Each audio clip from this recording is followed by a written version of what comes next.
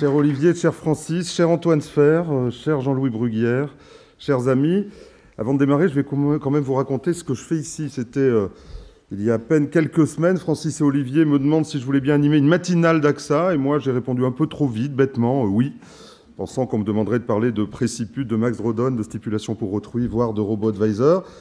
Et puis quelques jours plus tard, j'ai reçu un mail un peu aride me disant voilà, tu vas devoir interviewer Antoine Sfer, Jean-Louis Bruguière, sur le thème « Tempête au Moyen-Orient ». Grand moment de solitude. Je ne sais pas pourquoi, mais à ce moment-là, l'image qui m'a traversé l'esprit fut celle d'un australopithèque qui viendrait trouver une calculatrice financière. Bon, mais comme en Auvergne, on est des gens d'honneur, vous le savez, je me suis immédiatement auto-persuadé que je devais accepter ce challenge. Et me voici devant vous, et de nouveau, grand moment de solitude. Ça me rappelle une phrase de Sarah Bernard qui répondait à une jeune artiste qui lui disait « Moi, j'ai jamais le trac », et elle a répondu « Vous savez, le trac, ça viendra avec le talent ». Aujourd'hui, j'ai le trac, et je ne crois pas avoir beaucoup de talent sur le sujet. Et puis, zut, puisqu'on est entre nous, j'ai le rôle de Candide, donc je vais jouer les Candides, et je ne vais jouer que ce rôle, bien évidemment. Je me contenterai de poser des questions de Candide en espérant de ne pas subir trop de remontrances d'Antoine Sfer, qui trouve décidément que nous sommes bien incultes sur le sujet, le Moyen-Orient et l'islam. Et donc, je lui demande de me pardonner d'avance mes questions parfois stupides. Je n'aurai donc pas la prétention d'introduire cette conférence en vous éclairant sur cette histoire. Tout ce que je sais, on va essayer en introduction d'en parler, c'est qu'il faut remonter aux origines de l'islam pour expliquer les ruptures créées par les interventions occidentales au Moyen-Orient depuis 2004. Et puis pour comprendre cette histoire-là, il faut aussi remonter à la chute de l'Empire ottoman.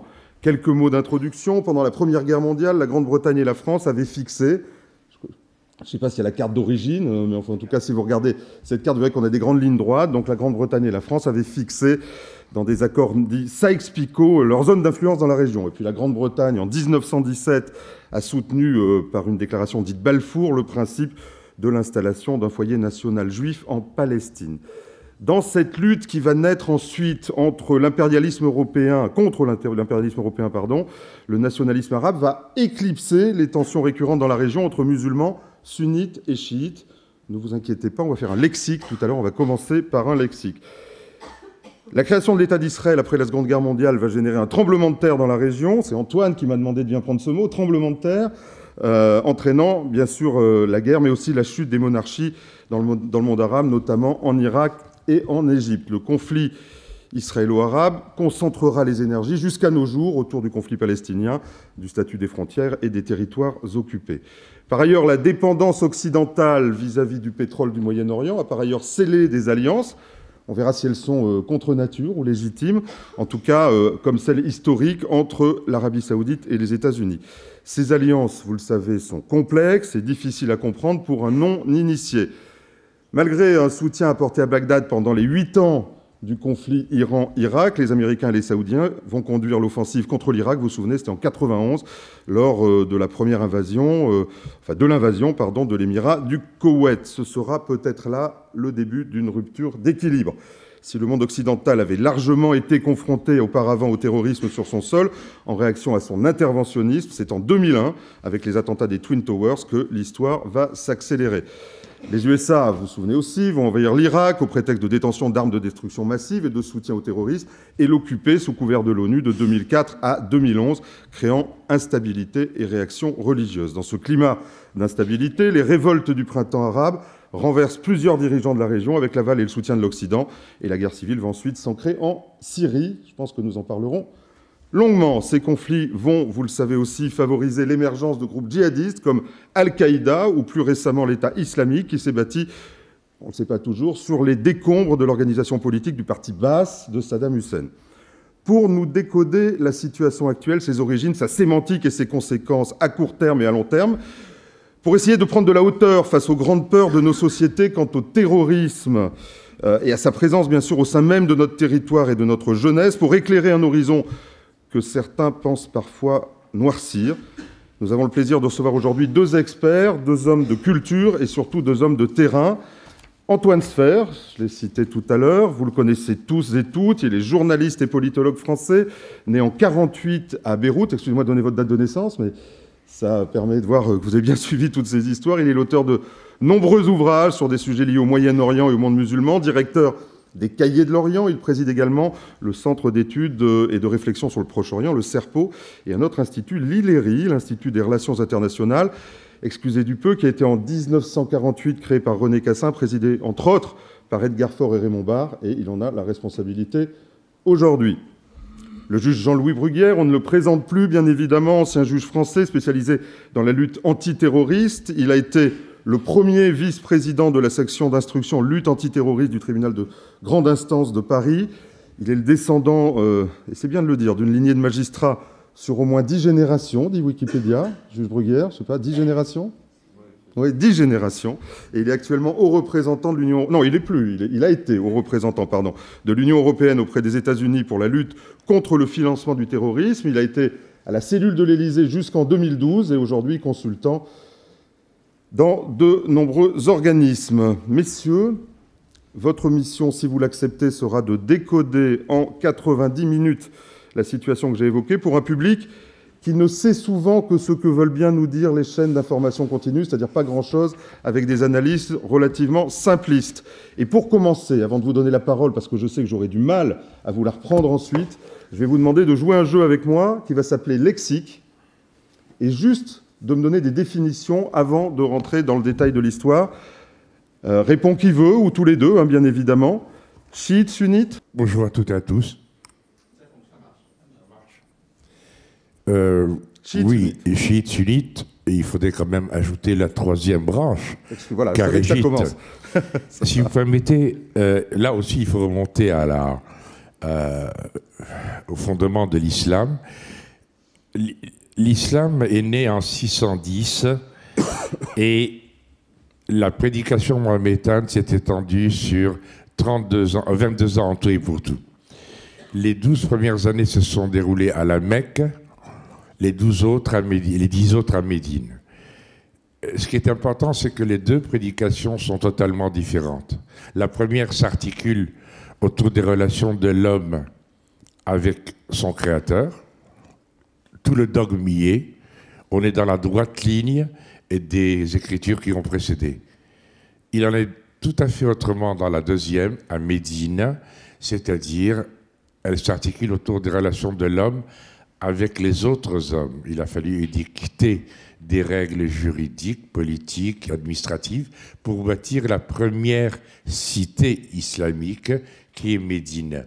À partir de là, l'islam devient englobant. Donc il est à la fois spirituel dans la première partie et temporel dans la seconde. Il y a eu un hiatus à la mort du prophète. Il n'avait pas en 632 désigné de successeur. Il y a eu une règle, la Oumma, premier point.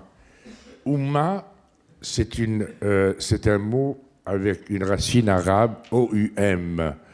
O-U-M veut dire tout simplement la mère. La mère qui est enfantée, la mère qui nourrit, la mère qui protège. Hors de la Oumma, communauté des croyants, point de salut. L'Église catholique nous l'a répété pendant 20 siècles, hors de l'Église, point de salut. La Oumma s'est réunie, elle était encore à taille humaine, elle a décidé que désormais, le chef de la communauté, le guide, celui qui va être à la place du prophète, mot réel qui veut dire khalafa, d'où le nom de calife, khalife, eh bien, sera coopté. Coopté, il y en a qui disent il faut qu'il appartienne à la famille du prophète. Or, il n'y avait qu'un mâle dans la famille du prophète encore vivant, c'était son cousin, et en même temps, il est devenu son gendre. C'est Ali. Ali, lui, a été écarté dès le début, parce qu'il avait des ennemis politiques à l'intérieur de la communauté. Et donc, on a pris des successeurs qui méritaient, c'était essentiellement les beaux-pères du prophète, et c'est pour ça qu'on les appelle les 4 califes bien orientés et qui orientent bien. Ce sont les seuls qui sont reconnus par tout le monde dans le monde musulman. C'est quand vous allez dans vos pérégrinations touristiques et que vous allez visiter une mosquée, dans toutes les mosquées du monde, vous avez le nom de ces 4 califes. En fait, chacun a joué un rôle extraordinaire. Quand le prophète est mort, toutes les tribus du désert arabique ont voulu reprendre leur indépendance. Donc, ils se sont dit, bon, maintenant il est mort, on y va. Pas du tout. Le premier calife, successeur du prophète, va leur dire, attendez, on a islamisé, j'ai failli dire évangélisé, pardonnez-moi, on a islamisé uniquement Médine et la Mecque. Alors, on va quand même continuer. Et c'est comme ça que le premier, Abou Bakr, va remobiliser les tribus pendant 2 ans. Le deuxième va être très important, c'est lui qui va inventer l'art militaire musulman, c'est Omar.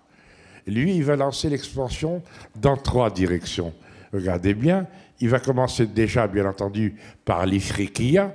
L'Ifriqiya, c'est l'Afrique, c'est-à-dire ce qu'on connaissait de l'Afrique à ce moment-là, c'est la côte méditerranéenne, la Tunisie, le Maroc et l'Algérie aujourd'hui, avec une forte résistance de la part des Berbères, menée d'ailleurs par une femme qui appartenait à la communauté juive, la Kahina, la fameuse reine Kahina.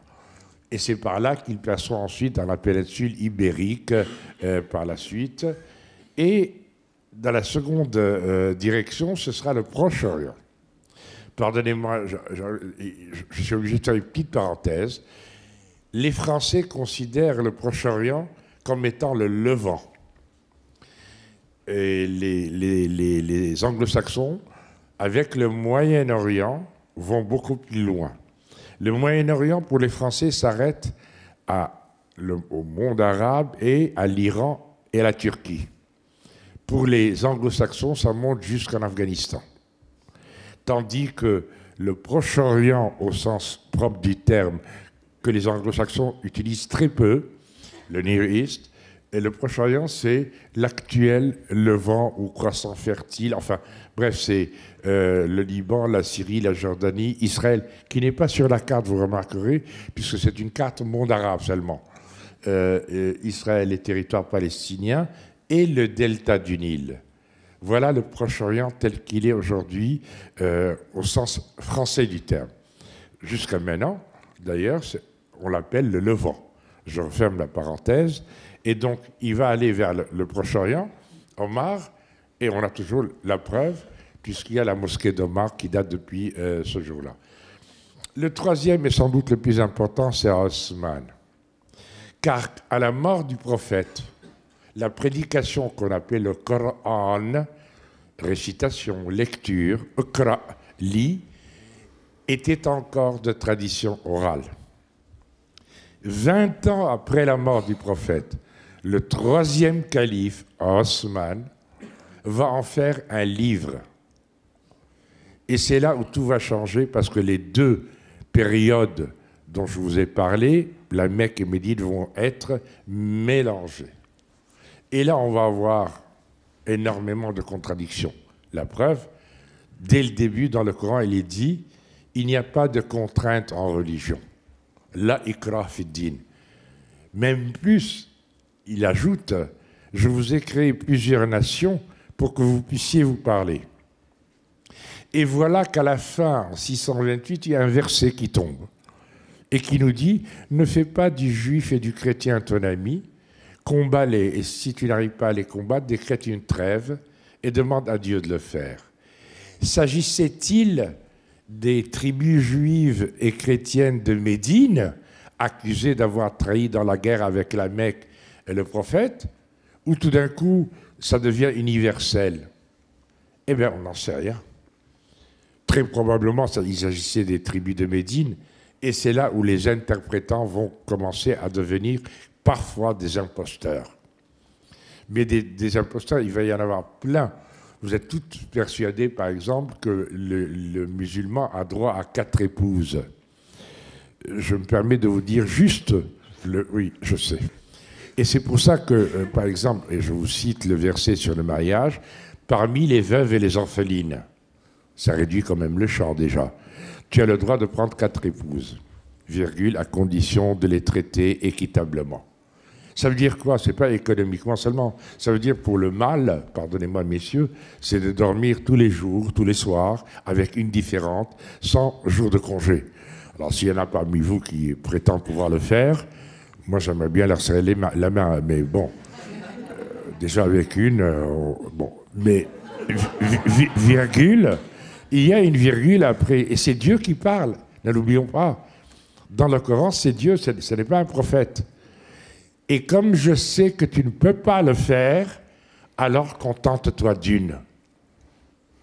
Il n'y a pas de plus monogame que l'islam. Et c'est là où les imposteurs interviennent. Donc, je fais un... Chiite sunnite? Pardon? Chiite sunnite? Oui, alors précisément, le 4e calife, c'est Ali. Ali, cousin et genre du prophète. Ali est à peine coopté qu'il est contesté. On est dans une guerre de succession au départ. Il est contesté par le gouverneur de Damas. Qui dit gouverneur de Damas, ça veut dire une armée. Ça veut dire frapper monnaie également. Et il lève une armée contre le calife coopté. On est dans une tentative de coup d'État. Il perd contre le calife. Alors il demande une trêve selon la tradition tribale. Une trêve que Ali hésite à accepter. À ce moment-là, une partie de la communauté lui dit « Si tu acceptes, nous sortons de la communauté. » Sortir en arabe, c'est « kharaja ». C'est la première dissidence de l'islam. Ce sont les sortants, c'est-à-dire les kharijites, les sortants. Vous les retrouvez aujourd'hui dans la presqu'île arabique, la presqu'île de Djerba, pardon, en Tunisie, dans tout le Mzab algérien, le sud algérien, et ils sont au pouvoir à travers la dynastie des adorateurs des Ibadites dans le sultanat d'Oman. D'où le rôle du sultan d'Oman aujourd'hui, qui sert de médiateur entre l'Iran et l'Arabie saoudite, mais ça on va y arriver tout à l'heure. Première branche dissidente, ce sont les kharijites. Mais en sortant, un kharijite assassine Ali. Voilà. Et donc, le coup d'État finit par réussir. À ce moment-là, le fameux Muawiyah de la dynastie des Bani Umayya, qui va donc former la dynastie des Omeyyades à Damas, Muawiyah va s'auto-proclamer calife. Il n'attend pas d'être coopté. Il promet d'être fidèle à la sunna du prophète, tradition du prophète. Sunna, c'est-à-dire les paroles du prophète, les hadiths, et en même temps les attitudes du prophète devant telle ou telle situation. D'où le nom de sunnite. En revanche, il y a ceux qui refusent le fait accompli. Ce sont les partisans de Ali, en arabe, Shi'at Ali, d'où le nom de chiite. À partir d'une guerre de succession, il y a scission. Mais au fil des siècles, et nous allons le voir un peu plus tard, ça va être des divergences à la fois successorales, mais également dogmatiques. On peut sans se tromper dire aujourd'hui qu'à partir d'un même socle, chiites et sunnites sont deux religions totalement différentes. Aujourd'hui, en 2016, 85% des musulmans dans le monde appartiennent à la communauté sunnite. 13% appartiennent à la communauté chiite. Et les 2% qui restent sont les kharijites dont on vient de parler, ainsi que les autres branches du chiisme dont vous entendez parler, les Zaïdites au Yémen, les Alaouites et Alévis en Turquie et en Syrie, les Ismaéliens, etc., etc. Voilà pour ce qui est de la, j'allais dire, du fondement des chiites et des sunnites. On verra leur différence dans l'actualité. Sur le plan géographique, donc on parle souvent de l'Iran pour les chiites, mais où sont les chiites, 13%? Il est bien entendu que dans toute cette carte verte, j'allais dire, la majorité est sunnite. bien entendu. Les chiites, aujourd'hui, ce qui est nouveau, c'est que depuis la révolution islamique de 79, disposent, pardonnez-moi de cette comparaison osée, d'un Vatican. Nous avons tous pensé en Occident que le Vatican du sunnisme était l'Arabie saoudite, qui est contesté aujourd'hui par d'autres comme l'Égypte, comme la Turquie, mais on y reviendra dans l'actualité. Et en même temps, vous avez dans tous ces pays également des minorités chiites.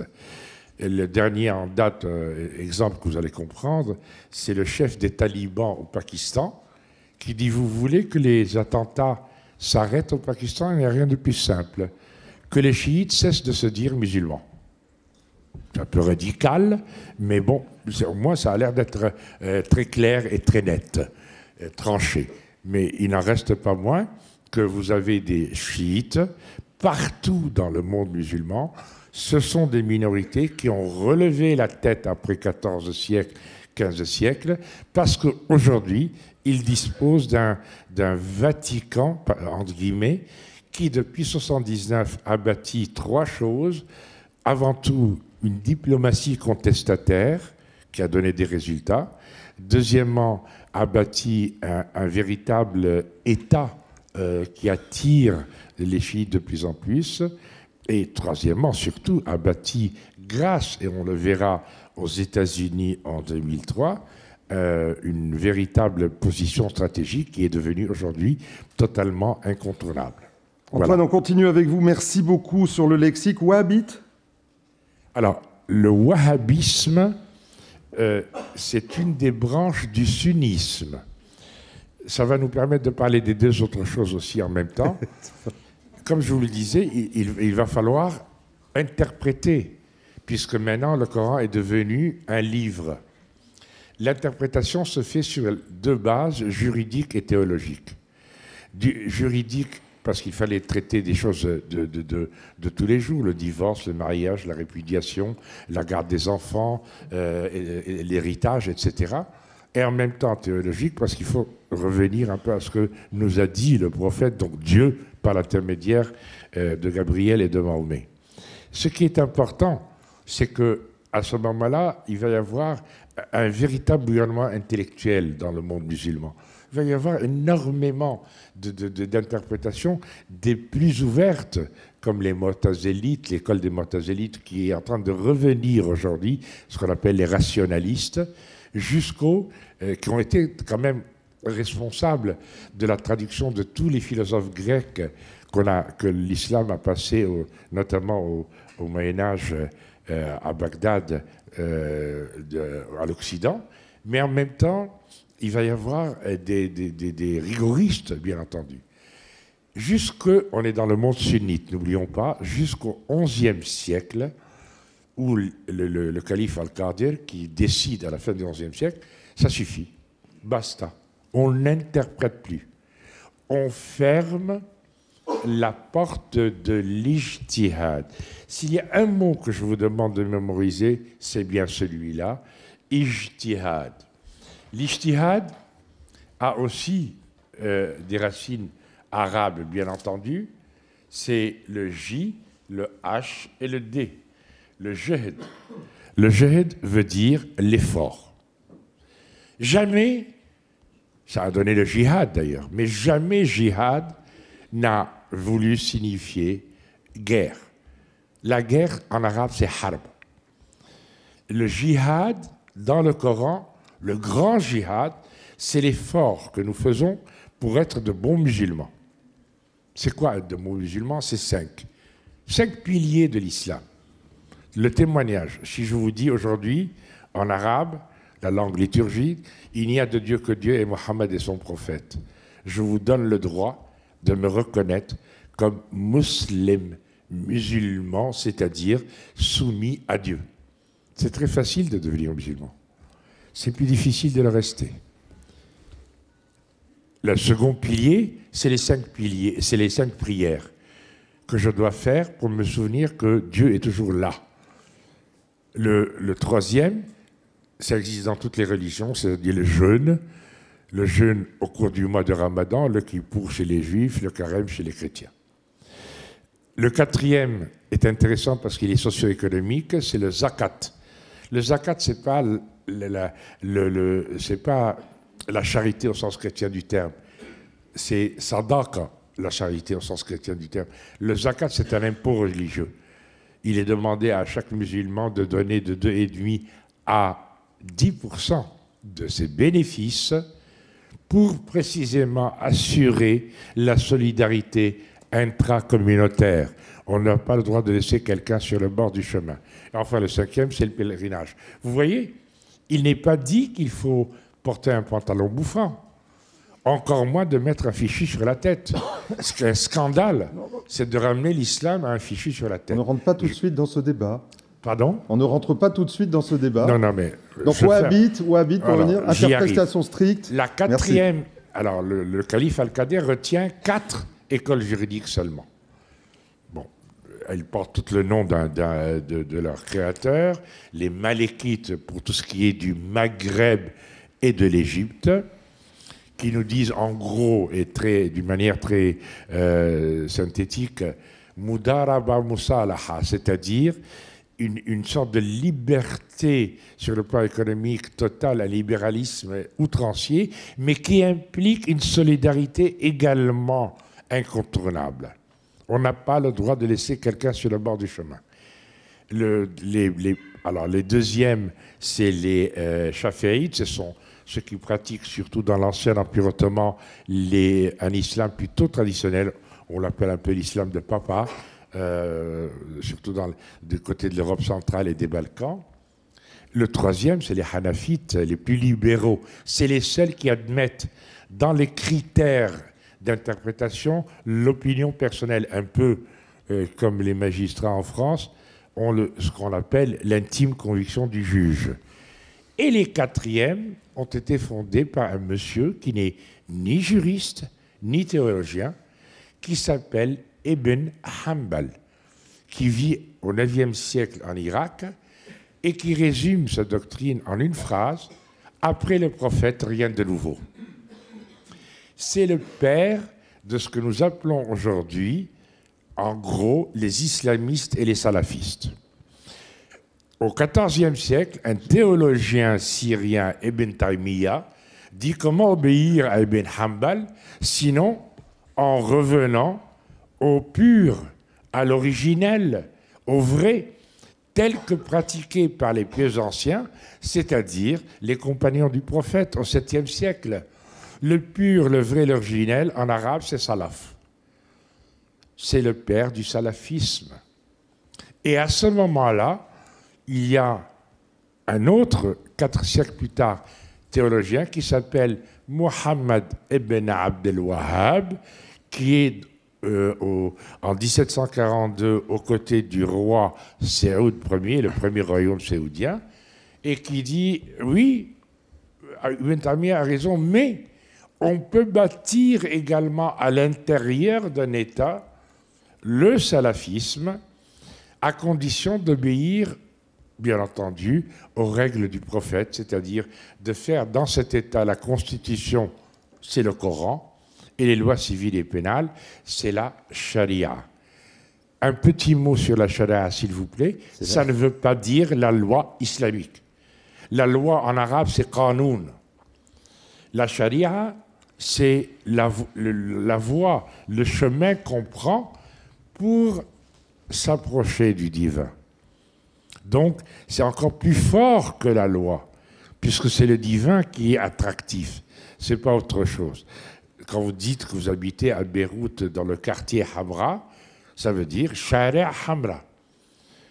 Le Shari', ce n'est pas du tout la loi, c'est le chemin qu'on prend.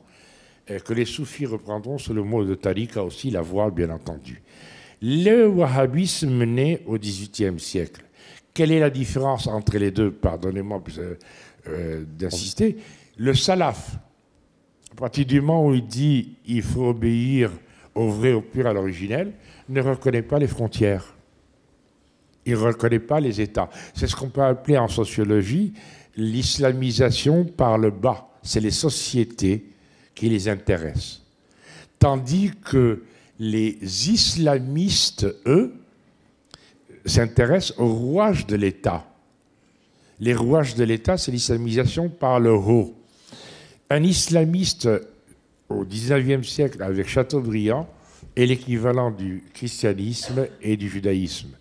Ce sont deux chercheurs français, Bruno Etienne et Gérard Michaud, qui ont réinventé le concept de l'islamisme quand, en 82-83, ils ont décidé que l'intégrisme et le fondamentalisme en islam, on les appellerait désormais les islamistes.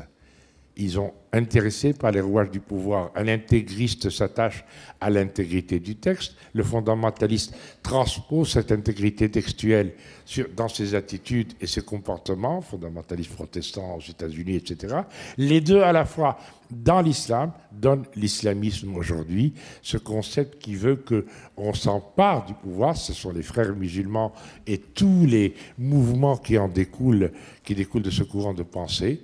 Et d'idées et de pensées qui s'est dressé contre précisément ce nationalisme arabe du début du siècle sur lequel on reviendra. Antoine, merci beaucoup. Je vais vous laisser prendre un peu d'eau. On va donner la parole à Jean-Louis Bruguière. Vous avez répondu, j'avais d'autres mots, mais vous avez fait Oumma, on a entendu, salafiste, on a entendu, et vous avez conclu par les mots islam versus islamisme. Donc vous avez rempli parfaitement votre rôle en devançant mes questions. Jean-Louis Bruguière, quelques mots pour vous. Al-Qaïda?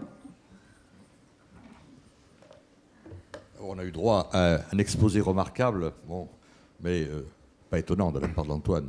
Donc sur ces éléments essentiels sans lesquels il est extrêmement difficile effectivement de comprendre la situation actuelle.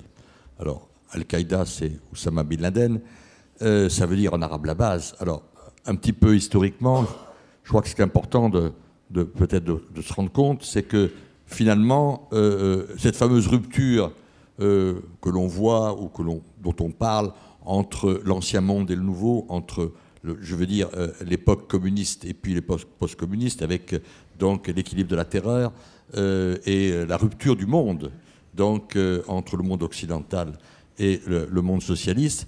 En fait, c'est très précisément la dernière guerre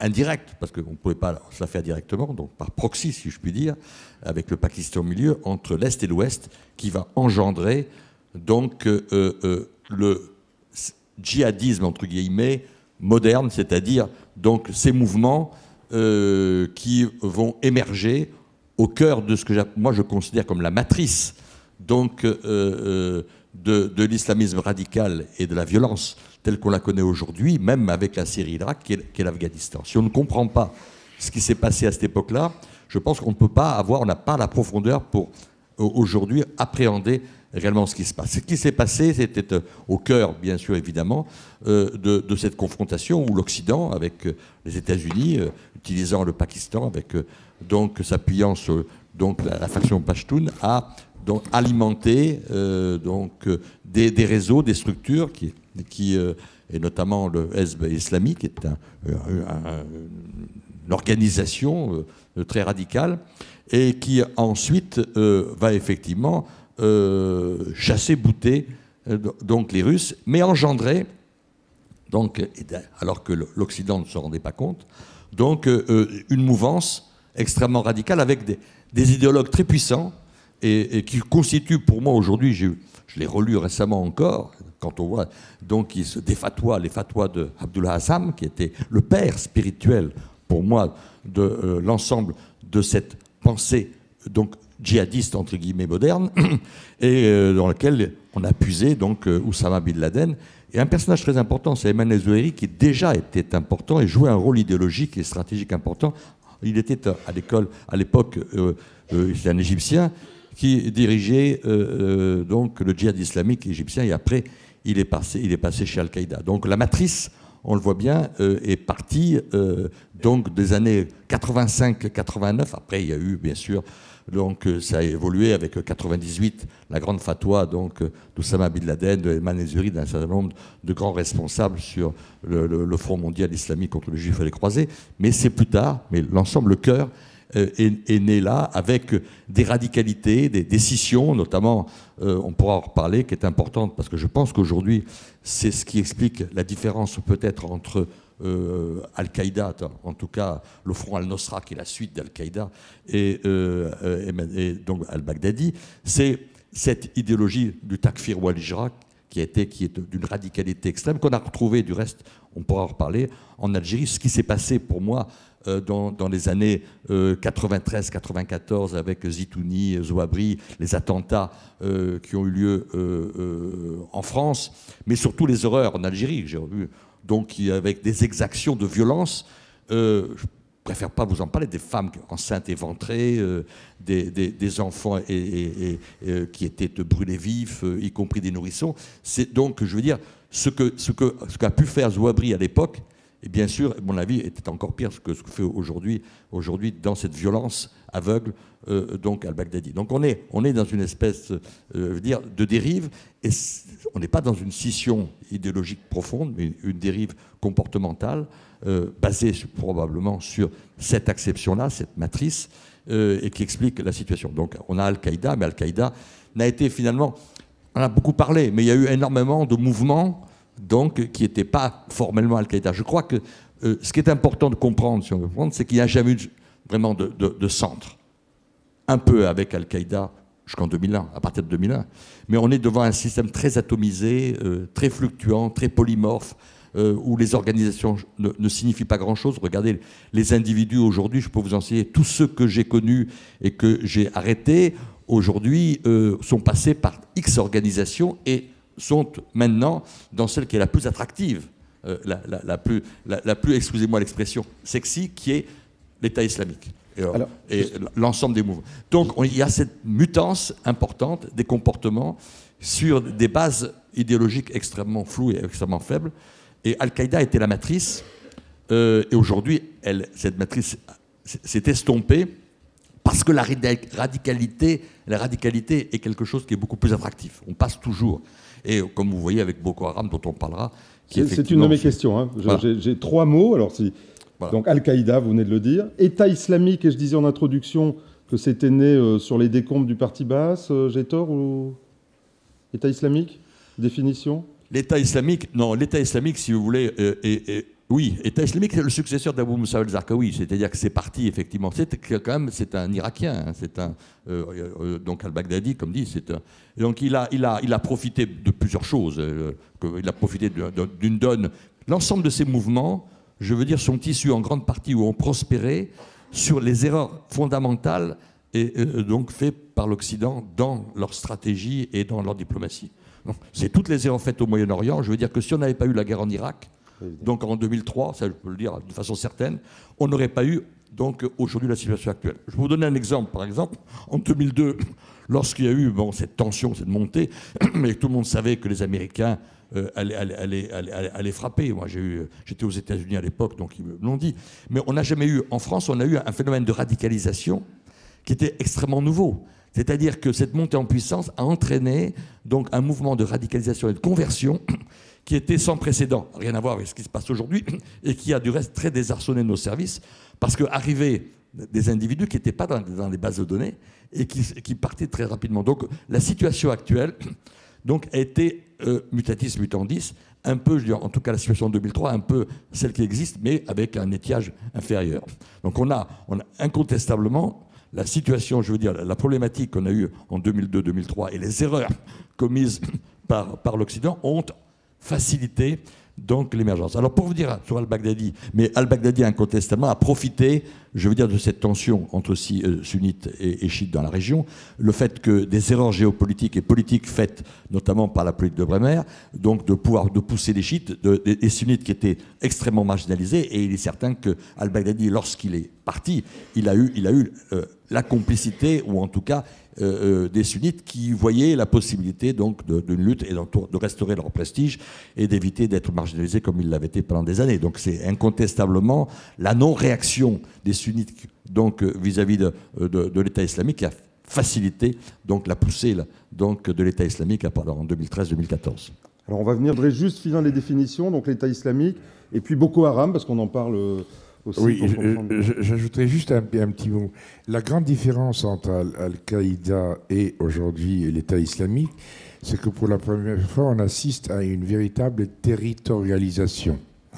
nous avons un État, nous avons un territoire qui fait la Grande-Bretagne, qui est en train de se réduire maintenant au fil des semaines, et nous avons un gouvernement. Et en 2003, ce qui a été très justement dit par Jean-Louis Bruguière, c'est que les Américains sont arrivés en disant « rentrez chez vous à l'armée et au parti ». Quelle était l'utilité de l'armée et du parti?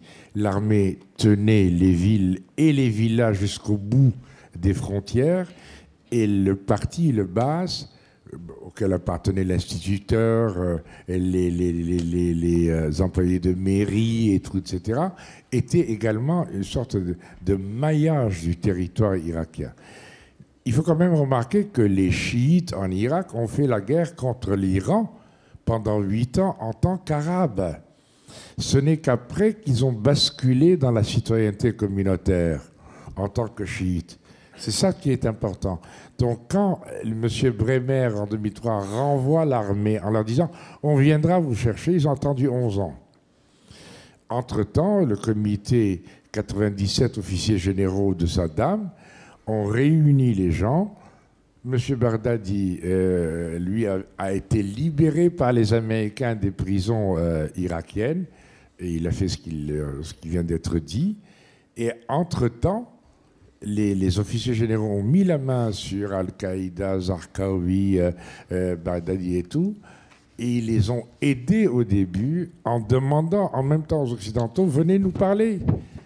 Nous, les sunnites, aujourd'hui, on n'a plus aucun pouvoir, on n'a plus aucun poste, et voilà comment tout est parti. Et je rejoins totalement les responsabilités occidentales auxquelles Jean-Louis vient de faire allusion. À un moment donné, si vous voulez, Abou Moussab al-Zarqawi, qui était quand même le responsable, donc entre guillemets d'Al-Qaïda, bien qu'il a toujours réclamé une certaine indépendance vis-à-vis d'Oussama Bin Laden, mais qui régnait dans la zone du Cham, c'était la zone du Levant et surtout en Irak, donc a eu une crainte à un moment donné que la politique américaine fonctionne. C'est-à-dire qu'ils arrivent à imposer une certaine démocratie et que donc à bouter donc, leur pouvoir. Et là, ils se sont dit la seule chose pour entraîner une spirale contre laquelle, à l'égard de laquelle personne ne pourra lutter, c'est d'attaquer les chiites, et donc dans leur sanctuaire, et à Karbala, etc. Et donc c'est lui qui a pris cette provocation en disant une espèce de bombe atomique, on va entraîner un cycle de violence tel que ce cycle, personne et l'Occident ne pourra pas le contraindre, et nous, on en profitera parce que c'est grâce à cela qu'on pourra s'imposer et s'installer dans le chaos qui en résultera. Merci. Un dernier mot, puis on va revenir bien sûr à cette analyse en essayant de la structurer un peu. On va voyager un peu. Boko Haram, juge Bruguière? Boko Haram, c'est une organisation à laquelle on n'a pas beaucoup prêté attention, Nord-Nigeria, en disant, comme beaucoup de choses, comme pour toutes les affaires de terrorisme, c'est un problème purement local, c'est un problème donc de tension intercommunautaire entre dont le Nord qui est musulman et le Sud qui est chrétien, et donc en fait, ça a beaucoup plus les fondements sont ressortis, et qu'il est certain que avec la montée de l'État islamique, Cheikh Aouk, personnage donc extrêmement sanguinaire, violent, donc a fait allégeance à l'État islamique, à la fois par idéologie, mais surtout aussi pour des raisons entre guillemets stratégiques. Qui est ça l'important, parce qu'il faut quand même pas... Parce que l'idéologie est quand même très très derrière, hein, et on voit bien. Ce sont comme tous des stratèges, y compris al-Baghdadi. La dimension politique et stratégique est évidente, et que donc là, il y avait donc cette possibilité pour lui, donc à la fois en internationalisant le conflit, en le sortant du Nigeria et en le plaçant sur des pays régionaux, c'est-à-dire le Cameroun, même la RCA et le Tchad, d'en faire une espèce de base qui lui permettrait d'asseoir, de fragiliser et de pouvoir apporter donc une conquête, une puissance importante, essayant donc d'imiter, et il y a eu vraiment des liens, le califat donc d'al-Baghdadi donc en Irak et en Syrie, comme aujourd'hui ce phénomène est en train, on y reviendra, de se développer donc en Libye et dans la région d'Afrique du Nord. Merci beaucoup. On a 3 quarts d'heure pour le lexique. On voit l'importance des mots et de la sémantique dans le sujet. Antoine, On va rentrer dans l'analyse. J'allais vous poser la question tout bêtement, mais qu'est-ce qui se passe aujourd'hui? Essayez, il faudra garder du temps pour les questions, bien évidemment, mais on comprend bien qu'il y a 4 éléments qui s'entrecroisent et qu'on a du mal à démêler, qui sont le religieux, l'ethnique, le stratégique et l'économique. Est-ce que votre mission, en 10 minutes, de nous expliquer globalement, et on verra ensuite comment tout ça s'est importé dans nos sociétés occidentales? Je crois que si on ne se rend pas compte que nous sommes aujourd'hui face à une guerre à 4 niveaux, il y a eu déjà une répétition générale, souvenez-vous, entre 80 et 88, entre l'Irak et l'Iran, la première guerre du Golfe. C'est une guerre ethnique entre Perses et Arabes. C'est une guerre confessionnelle entre sunnites et chiites. Et c'est une guerre, bien entendu, stratégique.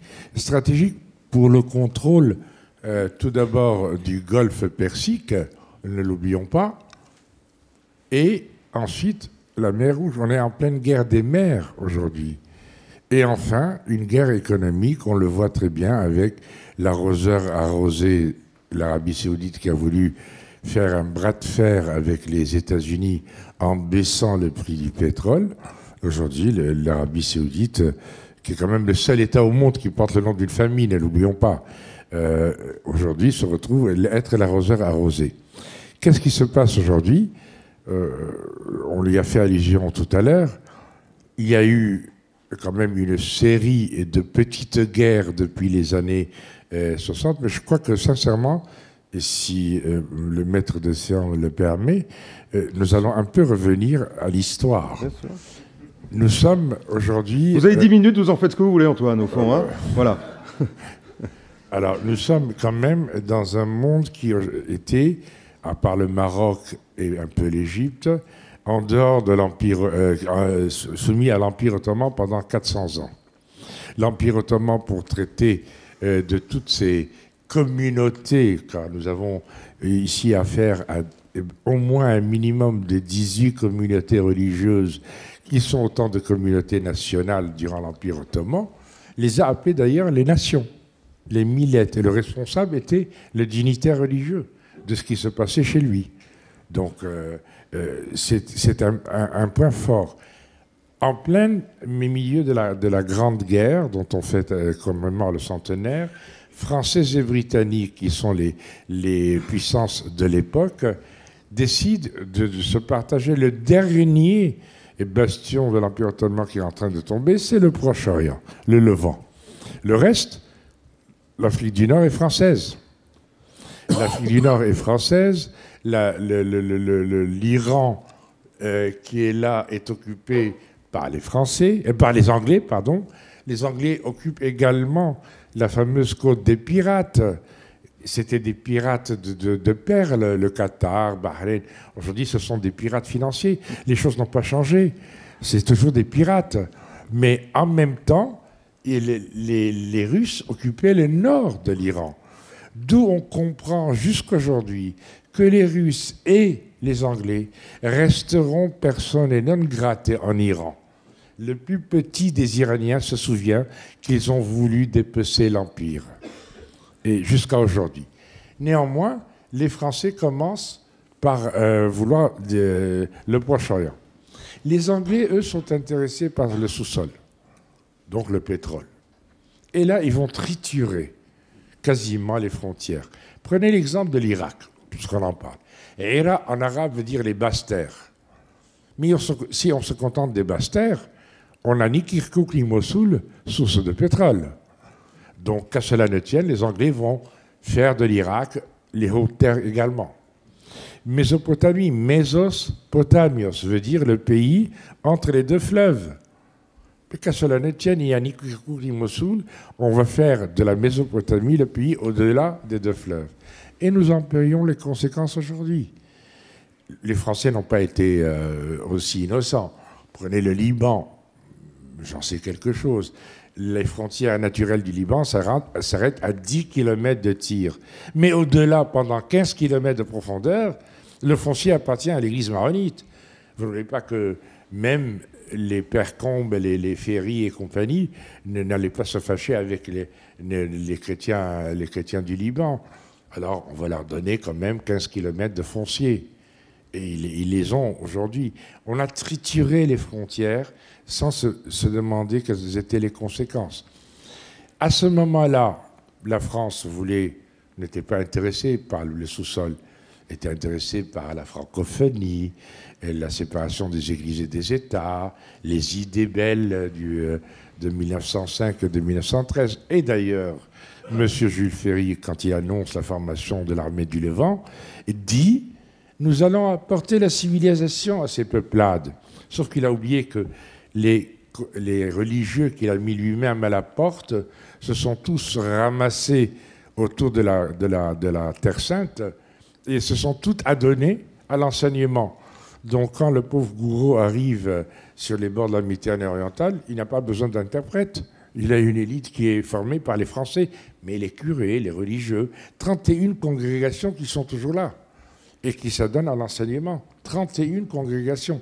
Néanmoins, moi je dis très sincèrement, je suis le pur produit de l'impérialisme culturel français et Dieu sait qu'à l'adolescence j'ai essayé de lutter contre et je n'y suis pas arrivé. Voilà, très sincèrement.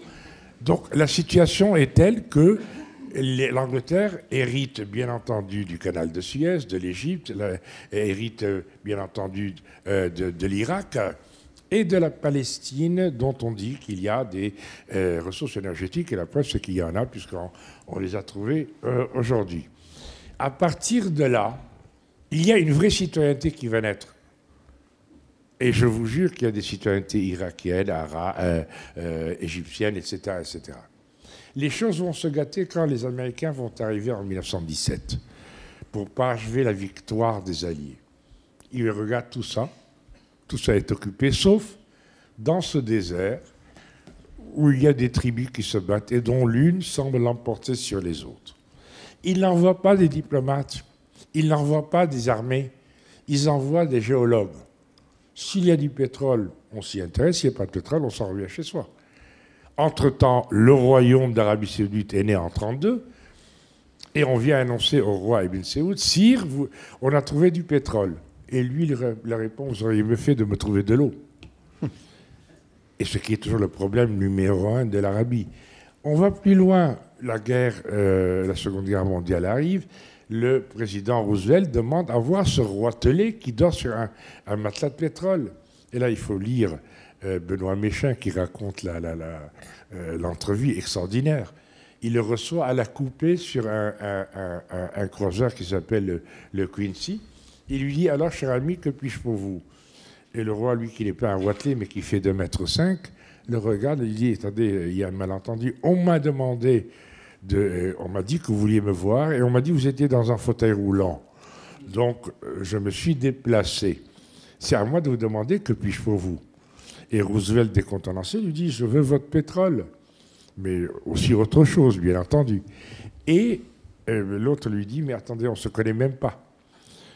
Essayons de partager le pain et le sel. D'ailleurs, j'ai amené, raconte Benoît Méchain, mon cuisinier avec moi. Ça prouve à quel point il avait confiance dans la cuisine américaine. Et il lui dit, et peut-être qu'au café, on parlera pétrole. Et ils en ont parlé, mais ils ont parlé aussi d'autres choses, bien entendu. Ils ont lié cette alliance entre les États-Unis et l'Arabie saoudite, qui va nous coûter très cher. Parce que, comme l'Arabe Jean-Claude, il y a aujourd'hui, quand il y a eu la création de l'État d'Israël, c'est la création de l'État d'Israël par les Européens, par les Juifs venus d'Europe, et non pas par les Juifs du cru, en quelque sorte, qui étaient très nombreux à ce moment-là. Mais ce qui s'est passé aussi, c'est qu'il y a eu des conséquences dans les pays arabes. Chute de la monarchie en Égypte, chute de la monarchie un peu plus tard en Irak. Nasser apparaît. Et Nasser apparaît et s'adresse aux Américains, parce qu'il ne voulait pas s'adresser aux colonisateurs, pour construire le barrage d'Assouan. Et les Américains sont très honnêtes, les deux frères Dallas. Ils lui disent « Mais tu n'as pas une goutte de pétrole à nous donner. Va jouer ailleurs. » Il a été joué ailleurs en formant avec le Nehru et Tito les non-alignés.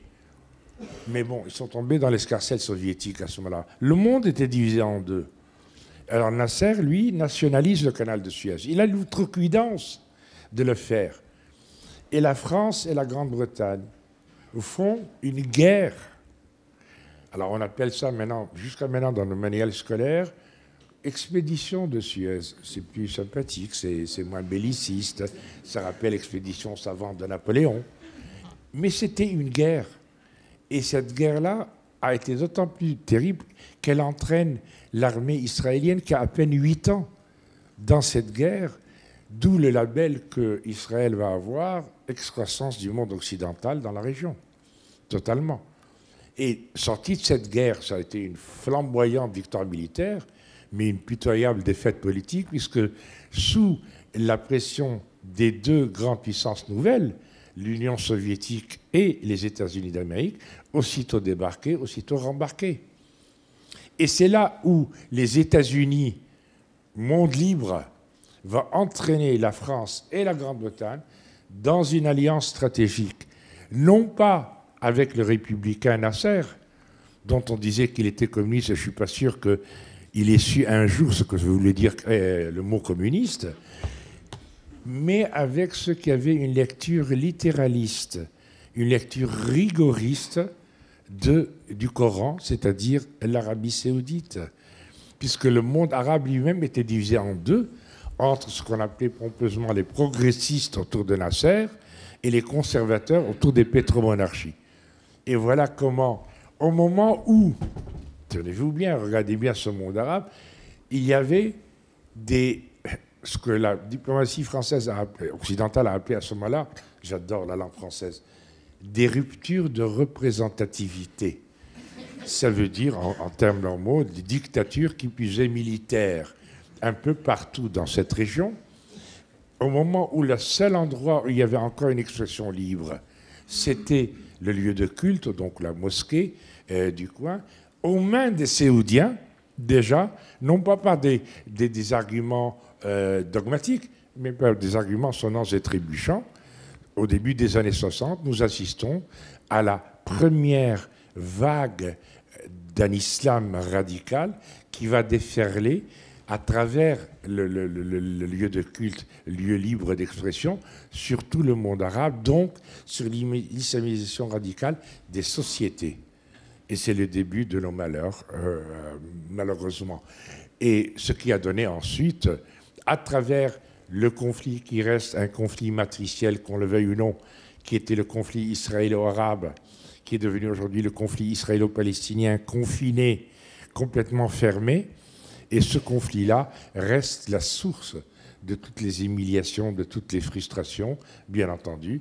On a eu une série de guerres, à commencer par les guerres israélo-arabes elles-mêmes, puis la guerre du Liban, qu'on a appelée guerre civile dès le début.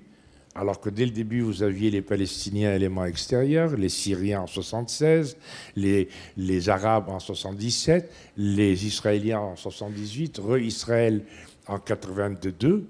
Et la première manifestation civile, c'est entre deux milices, et ce n'est pas à vous que je vais apprendre ce qu'est une milice, deux milices chrétiennes et druzes dans la bataille de la montagne. Mais on avait oublié, parce qu'entre-temps, en 1979, l'armée rouge est en Afghanistan, parce qu'en 1979, révolution islamique iranienne, parce qu'en 1980, première guerre du Golfe entre l'Iran et l'Irak, et ça doit être une guerre dont rêvent les Nations Unies. En 8 ans de guerre, on revient au centimètre carré près, aux frontières hantées. En 15 jours, tous les prisonniers sont échangés. C'est extraordinaire, le dossier est fermé immédiatement. Et ensuite, on a celle qu'on appelle la guerre du Golfe en 91. Le père s'arrête aux frontières de l'Irak. Le fils ne s'arrête pas. Il ne sait pas ce que c'est que le droit international. Il rentre en Irak et vous connaissez la suite, bien entendu. Très bien. Jean-Louis Bruguière, bien sûr, vous allez rebondir, mais donc on arrive dans l'histoire, hein, la suite, les deux guerres du Golfe et notamment 2004. J'allais dire, qu'est-ce qu'on va faire là-bas et est-ce qu'on fait les bonnes alliances ? Il n'y a pas de rupture. On est dans un continuum. Je crois qu'on ne peut pas bien analyser ce qui se passe aujourd'hui si on n'a pas tout à fait, on ne prend pas en compte ce qui a été dit, cette évolution historique importante et ces ruptures. Je crois que, si vous voulez, aujourd'hui, on parle beaucoup de Daesh, on va parler beaucoup du problème syro-irakien. Je pense que l'élément fondamental, pour moi, qui va conditionner le devenir du Moyen-Orient, parce que, je veux dire, le terrorisme, ce n'est qu'une des manifestations d'un tremblement, d'un craquement gigantesque. C'est ça un problème. On est dans un earthquake, on est dans un tremblement de terre. Bon. Et comme cette activité sismique, comme le dit, elle dure dans le temps, elle est plus ou moins perceptible. Et aujourd'hui, on est effectivement dans des plaques tectoniques qui sont en train de s'entrechoquer avec les éléments que nous connaissons. Je crois que l'élément fondamental aujourd'hui, c'est probablement les accords de Vienne. C'est même très certainement la restauration sous l'égide des États-Unis, avec, vous avez vu, la France qui a freiné parce qu'on a un temps de retard, on est pour ou contre, mais enfin bon, aujourd'hui on revient, on accueille M. Rouhani avec beaucoup de faste, mais enfin, au moment des accords de Vienne, on ne peut pas dire que M. Fabius ait été quand même très, très devant, enfin bon, on ne va pas refaire l'histoire, c'est signé, et aujourd'hui, il y a incontestablement donc une redistribution des cartes et une nouvelle stratégie des États-Unis qui va conditionner donc la sécurité au Moyen-Orient. De quoi s'agit-il en fait? Je pense que les États-Unis, après les échecs successifs enregistrés sur le plan militaire et diplomatique, fait que l'ensemble de la population américaine, que ce soit, que ce soit du côté démocrate ou républicain, dit on ne peut plus revenir là-bas, on ne veut plus revenir là-bas. Tout le monde le sait. Et donc il n'y a pas, quel que soit le nouveau président en 2016, il n'y aura pas de nouvelle politique donc, au Moyen-Orient. C'est-à-dire qu'il y a un retrait. Il y a un retrait d'abord parce que stratégiquement, les Américains ont considéré qu'on a substitué à la relation transatlantique, la relation transpacifique. C'est-à-dire que la nouvelle barrière stratégique pour les États-Unis, c'est la Chine et c'est le Pacifique. Et la zone est là. Et avec, pour conséquence, c'est qu'on laisse tomber l'Europe, excusez-moi l'expression, qui devienne une grande zone de marché, mais qui n'est plus une zone stratégique donc de partenariat, ce qui peut expliquer aussi la problématique britannique avec le Brexit auquel on va, enfin, en tout cas les élections, et puis surtout le fait que le désengagement américain au Moyen-Orient et l'absence, le retrait du parapluie américain dans le Golfe, y compris avec Israël, ça va être un autre problème, on a bien vu donc la politique d'Obama vis-à-vis d'Israël, fait qu'aujourd'hui, le monde sunnite, et notamment le Golfe Persique, se trouve assez seul. Et avec... Alors, ça a engendré plusieurs choses. La première chose, c'est effectivement la guerre du pétrole et la guerre des prix. Cette tension, cette guerre, donc, qui a été, entre guillemets, économique, engagée par l'Arabie saoudite sur le problème des gaz de schiste, et pour essayer donc de faire plier les États-Unis, avec les conséquences que l'on voit, c'est qu'effectivement, c'est l'arroseur arrosé. Il y a eu quelques faillites donc aux États-Unis, mais il y a eu une reconsolidation, et aujourd'hui, les États-Unis sont considérés, ou se considèrent, comme autosatisfaisants, ayant suffisamment de pétrole pour leur consommation intérieure, et probablement exportateurs nets donc d'hydrocarbures, gaz et pétrole dans l'avenir. Donc ils n'ont plus besoin du Moyen-Orient. Ce n'est plus stratégique pour eux. Et le Golfe, ils vont faire une nouvelle alliance avec l'Iran. Bien sûr qu'il y a des arrière-pensées économiques évidentes, mais surtout un partenariat. Finalement, fondamentalement, c'est ce que me disait un haut responsable américain, couvert d'anonymat il y a encore peu de temps, c'est aux États-Unis, c'est-à-dire que finalement, on va donner à Téhéran les clés en disant maintenant c'est vous qui allez faire la paix là-bas, nous on ne veut plus de ça, et on va créer un partenariat derrière entre Téhéran et les États-Unis, en même temps pour essayer aussi de contrôler l'influence donc naissante de Moscou. Donc il y a une espèce de jeu stratégique extrêmement dangereux qui se traduit par quoi? Parce que les Saoudiens se rendent bien compte de ça. On a bien vu que les Saoudiens se rapprochent de la France. C'est un renversement total d'alliance quand même, total. C'est un renversement d'alliance à mon avis, quelque chose d'extrêmement dangereux. C'est que donc, les Saoudiens, surtout, mais l'ensemble des pays se sentant isolés, vont avoir une espèce de fuite en avant, d'abord dans leur tension avec bien sûr l'Iran, dont ils ont peur. On a même vu des relations secrètes, donc des actes entre Téhéran et Jérusalem, et entre Israël et l'Arabie, qui vont avoir des intérêts objectifs, notamment vis-à-vis de cette remontée en puissance de l'Iran et ce nouvel axe éventuel entre Washington et Téhéran. Et ça va donner quoi? Ça va donner aussi donc, le problème aussi de l'intervention de l'Arabie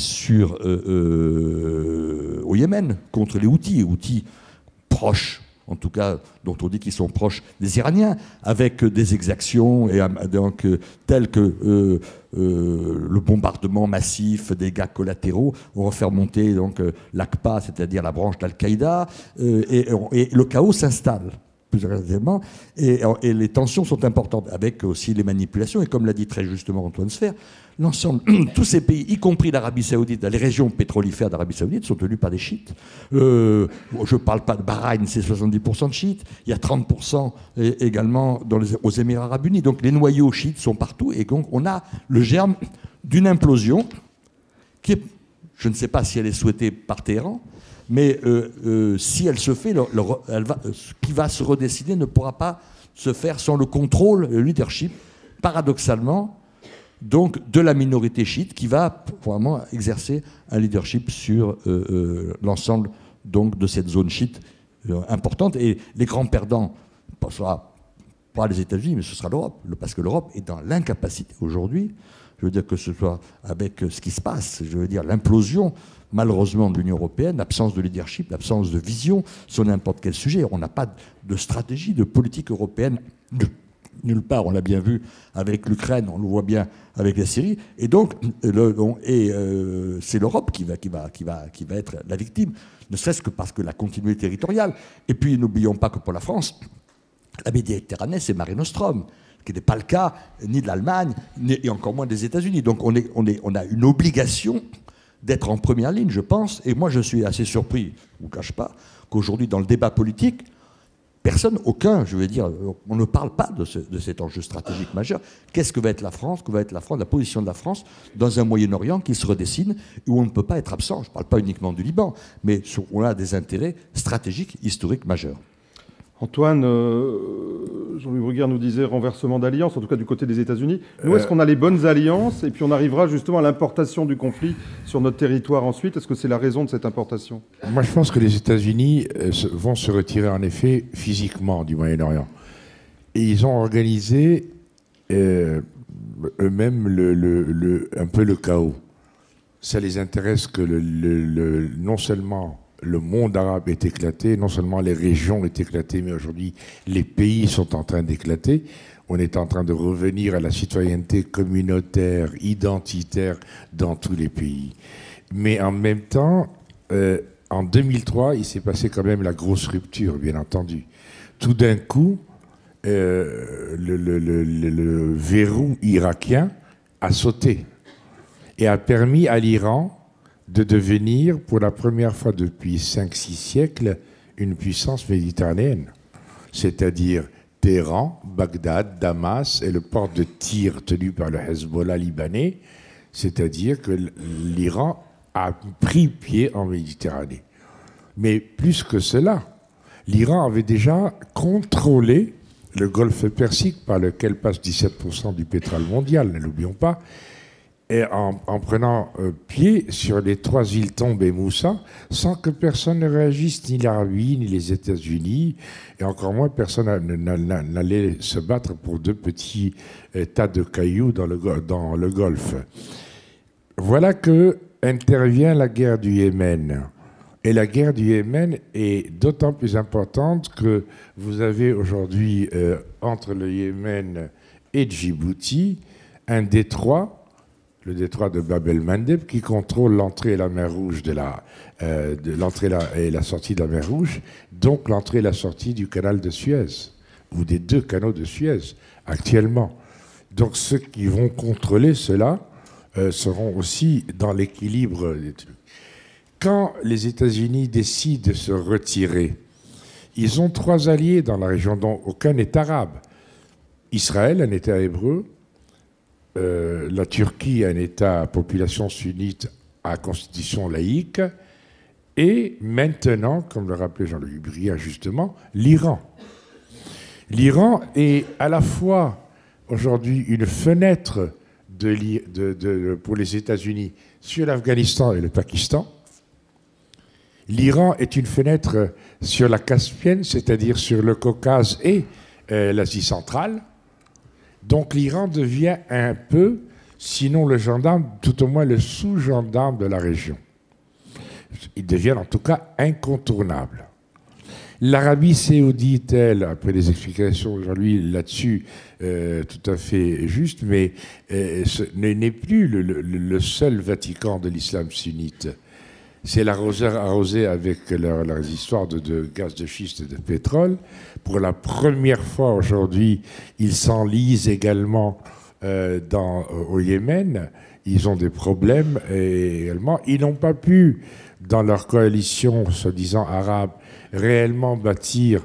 Les Égyptiens ont envoyé juste une petite frégate dans le golfe d'Aden, mais la guerre de demain, c'est le golfe d'Aden et la mer d'Oman, bien entendu.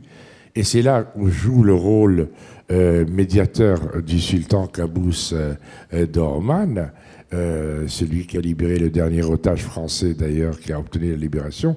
Et il est aujourd'hui à l'action. Il est en train d'agir pour éviter une explosion. D'autant qu'à l'intérieur de la famille royale saoudienne aujourd'hui, ça ne va pas fort, notamment avec le jeune fou qui a à peine 30 ans, Mohammed Ben Salman, qui est réellement à la manœuvre au ministère de la Défense. C'est lui qui a entraîné l'armée au Yémen, qui est, soyons clairs aussi, qui est une guerre orpheline, personne n'en parle, alors que tous les jours il y a plein de morts et de blessés, mais c'est loin.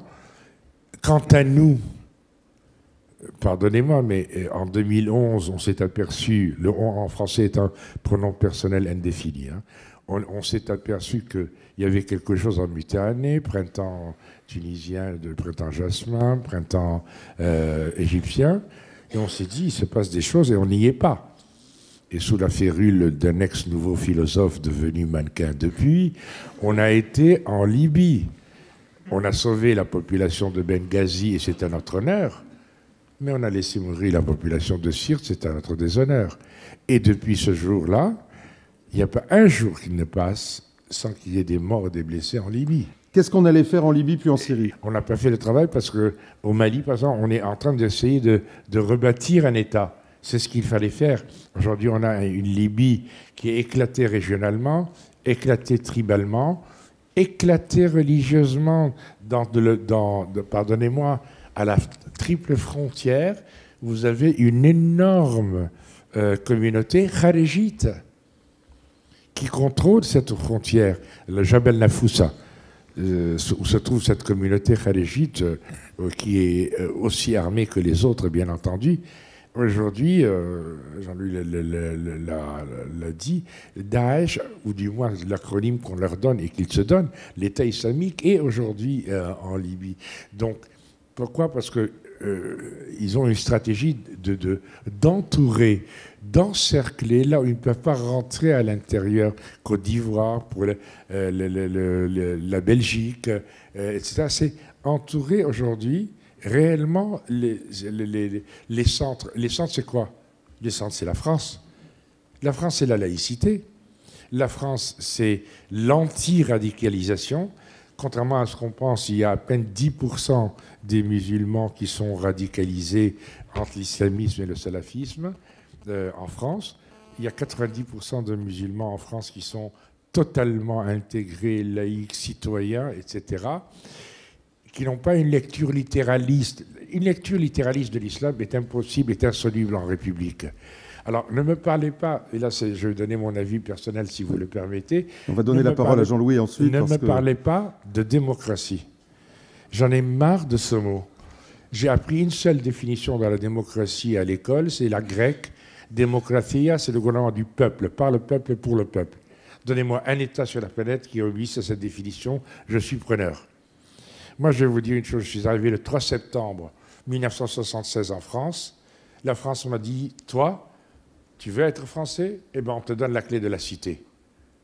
La clé de la cité, c'est précisément la définition du mot citoyen, responsable de la cité, et qui m'a rendu co-responsable de la cité avec vous tous, c'est-à-dire égal à tout le monde, solidaire de tout le monde, et en plus laïque, mais on en parlera. Moi, je suis républicain, je ne suis pas démocrate. L'Occident a ramené la démocratie à la loi du nombre. Moi, je viens d'un pays où il y a 18 communautés religieuses. Il y en a une qui a un taux de natalité de 7,2. On ne peut rien contre. Donc, dans 10 ans, dans 20 ans, cette communauté aura la majorité absolue. Autant ramener les 17 autres en France, en faire des citoyens, si on peut.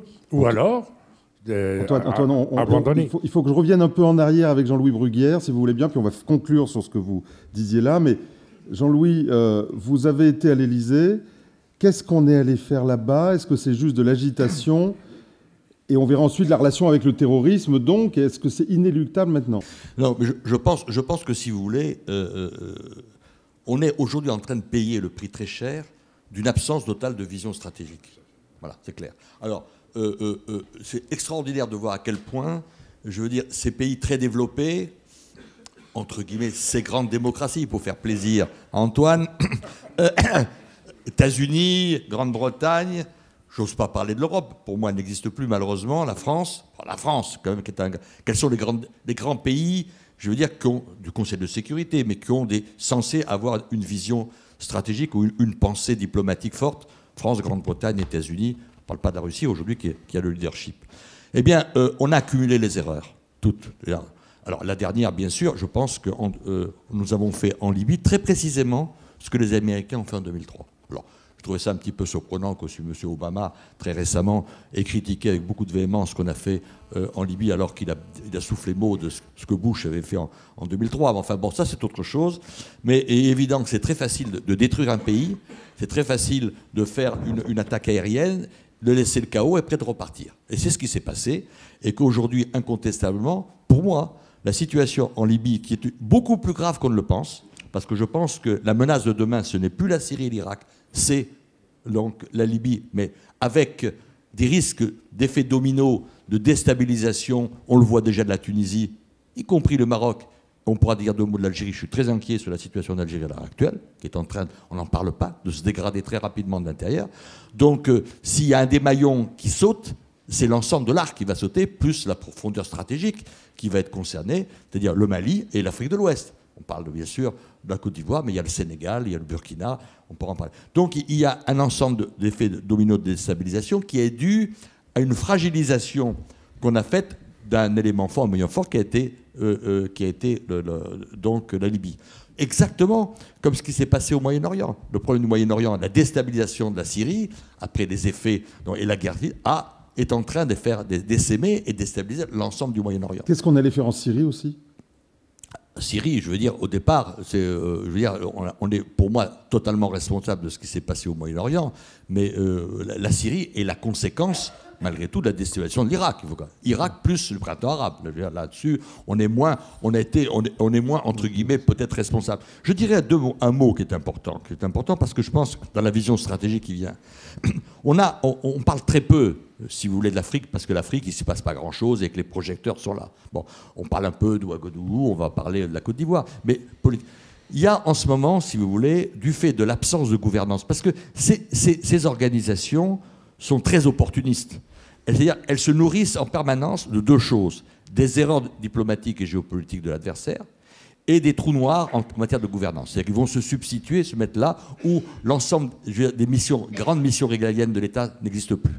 Et donc, elles vont et effectivement, on a des trous noirs qui se passent entre l'Afrique de l'Ouest, le Sahel, et l'Afrique de l'Est. Et aujourd'hui, mon inquiétude, et je l'avais déjà dit avant avec l'AQMI et Boko Haram, on me dit qu'est-ce que c'est que ça, il n'y aura jamais de contact par le Niger. Non, mais il y a 2 ou 3 ans, on me racontait. Et malheureusement, aujourd'hui, c'est une réalité. Et je pense qu'il va y avoir des connexions, mais d'une façon très opportuniste. Je veux dire, d'une façon métastasique, comme je dirais, en termes de déstabilisation entre l'Afrique de l'Est et l'Afrique de l'Ouest et le Sahel au milieu. Car on ne prête pas attention à ce qui se passe aujourd'hui avec le problème des Chebabs.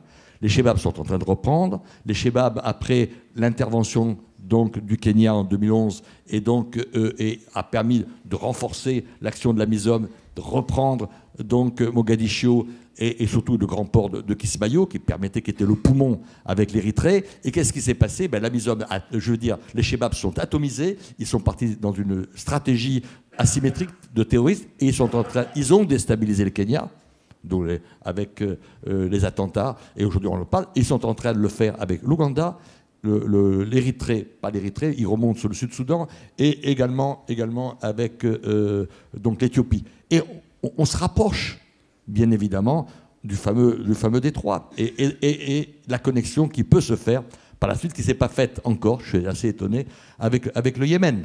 donc, par le golfe d'Aden. Donc on voit bien qu'il y a tout un ensemble potentiel de risques avec un Yémen qui est en train de se déstabiliser et l'ACPA qui va reprendre. Parce que ce que font les Saoudiens, bien évidemment, ça profite, c'est un chaos qui profite à l'ACPA, mais aussi à l'État islamique qui est en train de prospérer lentement donc au Yémen. Et également, ça va redescendre. Et les Chebabs donc, sont un élément très important de déstabilisation d'Afrique de l'Est, avec des connexions qui vont se faire donc, via le Tchad, via le Cameroun, sur donc, l'Afrique de l'Ouest et le Sahel. Antoine, très rapidement, parce qu'il nous reste un quart d'heure pour parler du terrorisme et de la liaison avec le terrorisme. Très rapidement. Qu'est-ce qu'on a été faire en Syrie? On se le demande. Ce n'est pas notre guerre. On n'a pas à choisir entre la peste et le choléra. Malheureusement, la rupture s'est faite du temps de Jacques Chirac. Quand Hariri a sauté, son ami Hariri, dans un attentat, Jacques Chirac a accusé nommément Bachar el-Assad d'avoir été le commanditaire. Sans doute avait-il raison, certainement il avait raison. Mais en tant que chef d'État, il ne pouvait pas le faire, d'autant que la puissance de la France dans cette région a toujours été de parler avec tout le monde. C'était une passerelle. Quand l'Israélien voulait parler aux Palestiniens, il passait par la France. Le Marocain et l'Algérien, le Syrien et le Libanais, l'Égyptien et le Soudanais. Ça a été toujours son rôle. Aujourd'hui, on est dans un camp contre un autre. Donc, on n'est plus ni audible, ni crédible, surtout quand on veut abattre des dictatures avec l'alliance de théocratie dictatoriale, elle, de plus en plus. Je veux parler de l'Arabie et du Qatar. Donc, soyons très clairs là-dessus. La deuxième chose, Jean-Luc Buyat a parlé d'une chose qui me semble fondamentale. C'est la Méditerranée. Nous sommes dans le monde méditerranéen. En 2007, là aussi, on a lancé une idée formidable, l'Union méditerranéenne, qui a suscité des espoirs extraordinaires. Et qu'est-ce qu'on leur a servi? On leur a servi tout simplement de nettoyer les plastiques des rivages de la Méditerranée. Alors qu'il y avait un projet universitaire à faire, il y avait un projet réellement écologique et non pas le plus petit dénominateur commun. Je voudrais juste terminer en vous rappelant une chose. Nous sommes porteurs de l'héritage méditerranéen. N'oubliez jamais que le concept fut grec, que le droit a été romain, que la munificence a été ottomane, que la puissance et munificence ont été byzantines, que l'harmonie a été italienne, que la rébellion a été catalane. Mais n'oublions pas aussi que la liberté a toujours été française et que l'éternité a été et restera toujours égyptienne. A-t-on le droit de jeter cet héritage aux orties? Je ne le crois pas. Jean-Louis Bruguière, nous avons, ou pas, enfin vous allez nous éclairer, importé ce conflit qui, vous nous avez pas rassuré en nous disant, en nous montrant comment tout ça était en train de s'étendre, mais sur notre territoire par le biais du terrorisme. Alors, on entend beaucoup de choses, certainement beaucoup de bêtises sur le sujet. Est-ce que c'est une chose organisée réellement ou est-ce que c'est une réaction, j'allais dire, excusez-moi le terme, quasi romantique d'une jeunesse perdue en mal de cause?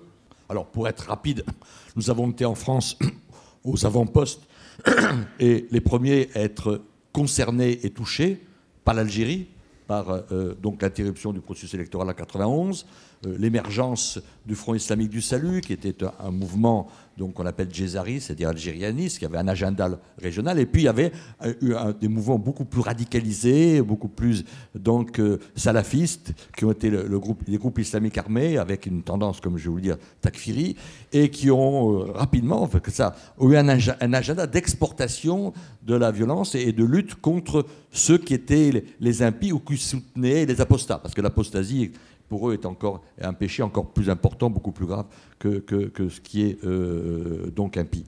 Et il y a eu, donc, pour faire ça rapide, donc, le premier acte, c'était le détournement de l'Airbus en 1994, qui était 7 ans avant l'utilisation d'une arme de destruction massive par un aéronef avant le 11 septembre. Ça, personne ne l'a vu venir, en tout cas l'a analysé. Et puis, les attentats de 95, 96... Et une série, je ne veux pas faire l'histoire, parce que moi, on a arrêté à peu près pas loin d'1 millier de personnes, entre 89, 10, 11 et 2012. Et on a vu le rôle massif joué dans le mécanisme, je veux dire, donc, de la menace terroriste par l'Afghanistan. Parce que ces fameuses, entre guillemets, terres de djihad. S'il n'y a pas de conflit, de zone de conflit entre musulmans et non-musulmans dans des terres éloignées des Dar al-Islam, des terres d'islam, à ce moment-là, il n'y a pas de phénomène d'aspiration. L'aspiration auquel on voit aujourd'hui la radicalisation, elle existait de la même façon avec l'Afghanistan, qui était la matrice et qui continue à être la matrice. Moi, je pense aussi que lorsque les talibans, les Américains vont se retirer définitivement, on va avoir un nouveau problème en Afghanistan. Ce sont les talibans et les talibans vont revenir et il y aura probablement un conflit avec Daesh et on va revoir encore une nouvelle zone d'aspiration qui va faire tache d'huile avec l'Asie centrale. On n'en a pas beaucoup parlé, et également, je pense, une autre région qui peut être impactée et qui pourra nous toucher, ça va être la Chine. Alors je reviens sur le territoire. Oui, mais c'est important parce que si vous voulez, c'est ça, ce mécanisme. Et ça a entretenu donc l'ensemble de ces filières. Du reste, ces individus qui étaient déradicalisés, souvent des Algériens ou des Marocains, enfin de la deuxième et troisième génération, qui revenaient à ce qu'on appelle le label d'Afghans. Ils n'étaient pas plus Afghans, mais ils étaient partis en Afghanistan et ils avaient, par cette expérience initiatique, donc un charisme extraordinaire. Et comme il n'y a pas de structure culturelle et donc de clergé dans le sudisme, contrairement au chiisme, c'est le dernier, celui qui est le sachant, qui devient l'imam, qui vient la référence culturelle. Et donc, ces jeunes qui revenaient avec le label d'Afghan avaient une capacité, un charisme d'attraction, de mobilisation. Ils faisaient quoi? Recrutement, installation de cellules logistiques et organisation d'attentats. C'est la trilogie qui se faisait. Et du reste, lorsqu'ils sont partis, ils partaient en Afghanistan, au bout d'un moment, c'est ce qu'avait fait Abou Moussab al-Zarqawi. Abou Moussab al-Zarqawi, en 2003, avait fait un pacte avec Dromdal. Dromdal, c'est le chef du groupe salafiste pour la prédication et le combat, qui était le successeur de Jihad, qui était en perte de vitesse. Et donc il y a eu une espèce d'accord qui s'est fait en disant, écoutez, on va faire une chose, tu nous envoies un peu des hommes de la chair à canon, parce que c'est de la chair à canon, des individus qu'on va avec un billet aller, on va faire des attentats suicides, ça nous permettra, nous, de préserver nos troupes plus aguerries, et en contrepartie, on va te donner des moyens pour pouvoir te renforcer en Algérie. C'est ce qui s'est passé en 2005-2006, et le retour a donné la création de l'AQMI.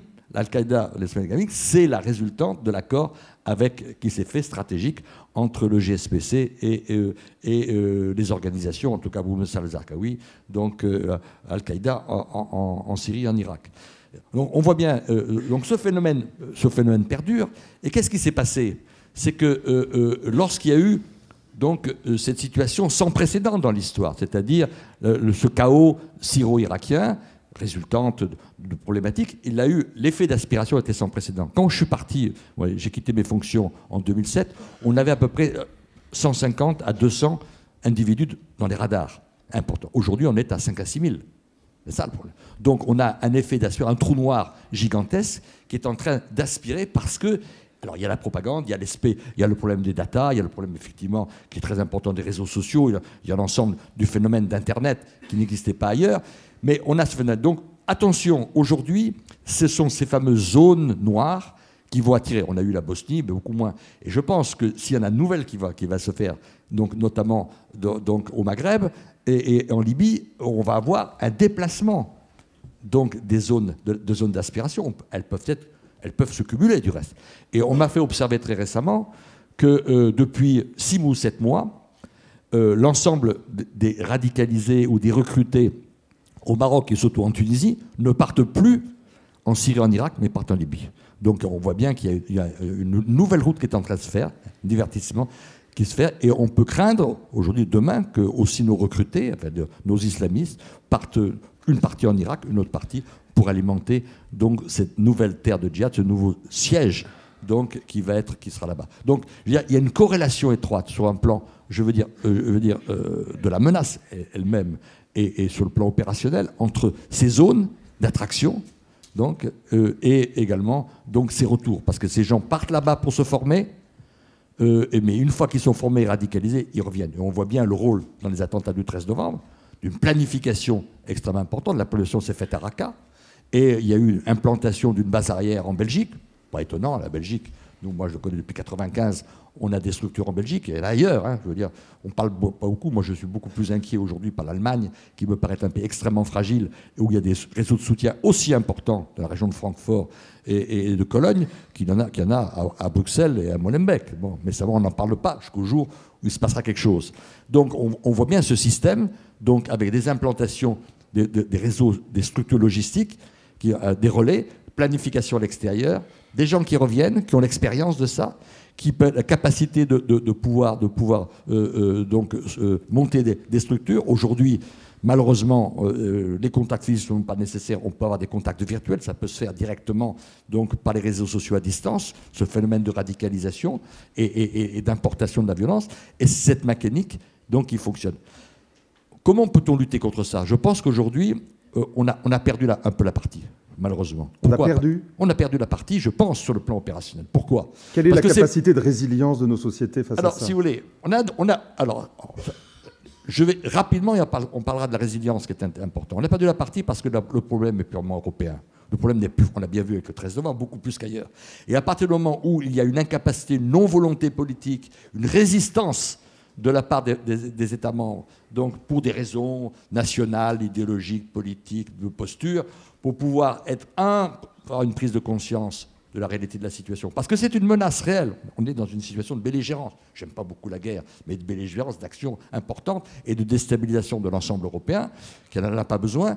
Mais aujourd'hui, force est de constater, on voit bien avec le PNR, mais sur tous les sujets, il n'y a pas un sujet sur lequel il y a un consensus qui se fait entre l'ensemble des États membres, y compris les grands pays, l'Allemagne, sur comment se mettre ensemble, comment créer donc des outils fédéralisés, ou en tout cas avec une réponse qui soit comment pouvoir faire passer les informations en temps réel, comment répondre. Donc l'Europe est fragmentée et eux profitent de cette fragmentation. La France ou la Grande-Bretagne ne pourra pas seule endiguer donc, ces actions, surtout la France, qui est un pays donc, qui est sur le continent européen. Schengen va certainement exploser et donc la situation est quand même assez préoccupante de ce point de vue-là. Nous avons alors notre optimisme, contrairement à ce qu'on peut dire, je peux en témoigner, nous avons probablement les services de renseignement et de lutte contre le terrorisme les plus performants qui existent, même aujourd'hui, bien qu'ils soient décriés.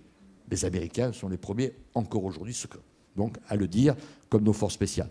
Mais je veux dire, le problème n'est pas uniquement cela. Le problème, c'est qu'il faut qu'on revoie la stratégie. On ne peut pas augmenter les effectifs en fonction du nombre des radicalisés. On ne peut pas passer de 150, on est, je dis 150 à 2000, 3000 ou 4000 radicalisés. Il faut qu'on ait une réflexion d'ensemble sur l'ensemble de nos dispositifs de lutte contre le terrorisme qui éveille de l'amont, parce que ça, l'amont, on a eu toujours une posture répressive.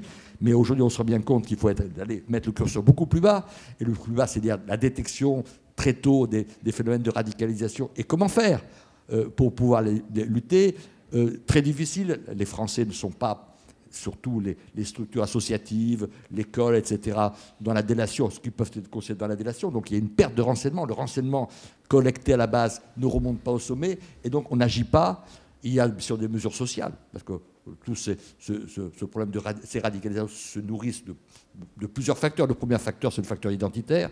C'est incontestablement ces jeunes de la 3e ou 4e génération ne sont nulle part. Ils ne sont ni français ni de leur pays d'origine. Donc ils sont désocialisés, ils sont dans la délinquance.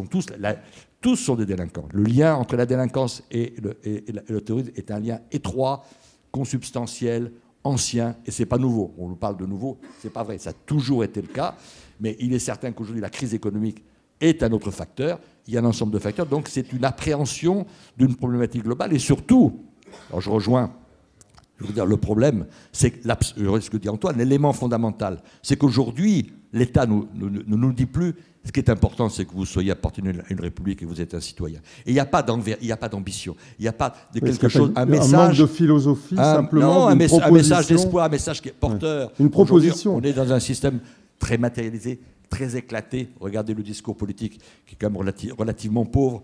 Et donc dans cette zone de transition et de craquement, il y a une très grande difficulté donc pour ces jeunes et ces gens de pouvoir se sentir quelque part. Et donc, tant qu'on n'aura pas ça, avec bien sûr des environnements, et je vous dis, des zones d'aspiration, parce que c'est ça, des trous noirs, comme je dis, qui ont une capacité d'attraction forte. Donc il y a le deux, il y a une nécessité, si on veut résoudre ce problème, d'assécher ces zones de combat, c'est-à-dire d'avoir un règlement diplomatique, géopolitique sur ces zones à la fois, je pense donc bien sûr le Moyen-Orient, mais également celles qui émergent, c'est-à-dire le problème donc de l'Afrique, qu'on a évoqué, et en même temps une stratégie interne, donc de prise de conscience sur comment éviter la radicalisation. Moi, la déradicalisation, je suis assez donc là-dessus pas très optimiste et très sceptique sur l'efficacité du dispositif, et en même temps, bien sûr, renforcer nos moyens en matière sécuritaire, moyens technologiques, on a pris un certain retard, et de façon d'avoir un appareil qui soit plus performant. Mais je pense que le sécuritaire, l'appareil de renseignement, ce que j'ai fait, ce que nous avons fait, qui est efficace et qui est nécessaire et qui est performant, n'est pas uniquement aujourd'hui la clé unique donc pour pouvoir résoudre le problème de la lutte contre le terrorisme et la menace en France. Antoine, pour conclure, on laissera la place à quelques questions. Juste un mot, est-ce qu'on n'a pas effectivement, quand on entend parler de sécurité, est-ce qu'on n'a pas perdu simplement des valeurs à proposer? C'était ma question tout à l'heure. Est-ce que quand on dit sécurité versus liberté, au fond, on n'a pas perdu notre âme et notre opposition? Qu'est-ce qu'on veut faire dans cette région? On veut parler avec tout le monde. On veut jouer notre rôle gaulien qui était précisément d'être une passerelle que lorsque les gens ne se parlaient pas eux-mêmes venaient passer par la France. Je suis persuadé qu'on n'a pas de place dans la cour stratégique. La cour stratégique est et restera américaine. Il y a une cour dans laquelle nous pouvons jouer un rôle extraordinaire, c'est la cour culturelle. La culture englobe le politique, englobe la diplomatie. Je voudrais qu'on construise avec une vision claire des écoles, des lycées, des collèges, des universités, partout dans cette région que je connais un peu. Et plus je fabriquais des francophones à la chaîne, plus je fabriquais des républicains à la chaîne, et qui sur le plan économique achèteront français, et sur le plan également commercial traiteront avec des Français. C'est peut-être une bataille d'une ou de 2 générations, mais c'est une bataille à mener à condition d'avoir une réelle, vraiment, vision de cette région et de la Méditerranée. J'ajouterai, et je termine sur un point, de grâce, arrêtons de subir la dictature des droits de l'homiste qui ne savent pas que le droit de l'homme élémentaire dans cette région, c'est de boire, de manger et d'essayer d'envoyer les enfants à l'école avant tout, et non pas des droits de l'homme de luxe comme on peut en disposer aujourd'hui en France, d'une part, et surtout, essayons d'enlever de notre vocabulaire le mot néocolonialiste, si on revient à son étymologie, puisque vous aimez ça, Jean-Claude, c'est la tolérance. Moi, je peux être tolérant. Tolérant en latin, c'est accepter, supporter l'autre. C'est que je me mets déjà à une marche un peu supérieure. Je préfère respecter l'autre dans son altérité telle qu'en lui-même. L'altérité, on la découvre à l'école. À l'école, dès les plus bas âges, et reconstruisons notre instruction publique et non pas notre éducation nationale. Que les parents se remettent à éduquer, ce serait mieux. Et que le maître instruise. Et donc, avant tout, pas de tolérance. Reconnaître l'autre, reconnaître, ça veut dire le reconnaître comme quelqu'un, comme notre miroir. Et comment peut-on prétendre reconnaître l'autre si on ne le connaît même pas? Vous dites si l'islam est-elle fongible en République? Mais bien entendu que les musulmans le sont. Les musulmans le sont, mais aucune religion, surtout révélée, ne peut être fongible dans notre République, parce que notre République est aussi englobante à cause de la laïcité, et heureusement grâce à la laïcité. Mais chaque citoyen est fongible. Et il y a un mot qu'a dit Jean-Louis Vuillard maintenant, c'est que nous ne sommes plus, nous, citoyens. Nous ne sommes plus, nous, responsables de la cité. Nous ne sommes plus, on n'est plus vigilants. Et c'est comme ça qu'on va redevenir vigilants. Nous devons chacun d'entre nous, comme les professeurs, devenir des hussards de la République. Ça, c'est un autre problème. Messieurs, merci beaucoup. On peut vous applaudir vraiment. C'est pas fini, c'est pas fini. Alors, les applaudissements sont nourris, vous le méritez vraiment parce que vous nous avez décodé ce qui pour nous était relativement flou, c'est le moins qu'on puisse dire. Première question, c'est toujours difficile, la première. Pourriez-vous nous dire ce qui vous paraîtrait une bonne politique actuellement, pas il y a 3 siècles, actuellement? Je viens de vous répondre. Notre rôle là est d'être une passerelle et de permettre à tout le monde de se parler. C'est pas vrai que nous sommes impérialistes, parce que j'ai encore dit, et je vous rappelle que en tant que précisément le pur produit, je n'arrive pas à le regretter. Au contraire, c'est une richesse pour moi. Donc ça ne se pose pas comme ça. Je dis simplement que la France, si elle veut intervenir et utiliser le droit d'ingérence, le devoir d'ingérence, ça veut dire qu'on a changé le droit international qui est basé sur la souveraineté des États. Moi, je veux bien, mais qu'on le remplace par quelque chose de cohérent, c'est tout. Donc, mais personnellement, je vois le rôle de la France dans cette région que je connais un peu, c'est celui de parler avec tout le monde. Écoutez, il y a un truc qui m'a choqué. C'est ce que disait le général de Gaulle. Hein. Oui, bien entendu. À tout le monde. Et il y a un truc qui m'a choqué. On invite M. Rouhani, président de l'ambassade de l'Iran islamique, la République islamique, et il nous achète 118 Airbus. C'est très bien, parfait. Et on a notre président qui est derrière le ministre qui est en train de signer, qui fait une tronche, il ne regarde même pas son homologue, en disant il boude et tout, etc. Et 2 jours plus tard, il fait tapis rouge à Raúl Castro. Attendez, quelle est la différence entre les 2 dictatures là, je ne comprends pas, moi. Il y a des dictatures A, des dictatures B, des dictatures C, une graduation. Où, comme l'histoire du ministre saoudien, là, le prince héritier. Mais la Légion d'honneur a été donnée à titre étranger à un tas de dictateurs. Et tant mieux si on peut leur piquer de l'argent à cause de ça ou grâce à ça. Je m'en fous, dans la mesure où sa Légion d'honneur ne sera jamais inscrite sur la liste officielle. Elle est à l'étranger, elle est à titre étranger. C'est un acte diplomatique. Maintenant, qu'on les fait en catimini, c'est pitoyable, c'est tout. Mais encore une fois, ne mélangeons pas tous les genres. On peut intervenir à la demande des Nations Unies, à la demande de l'État. Prenez la FINUL, monsieur.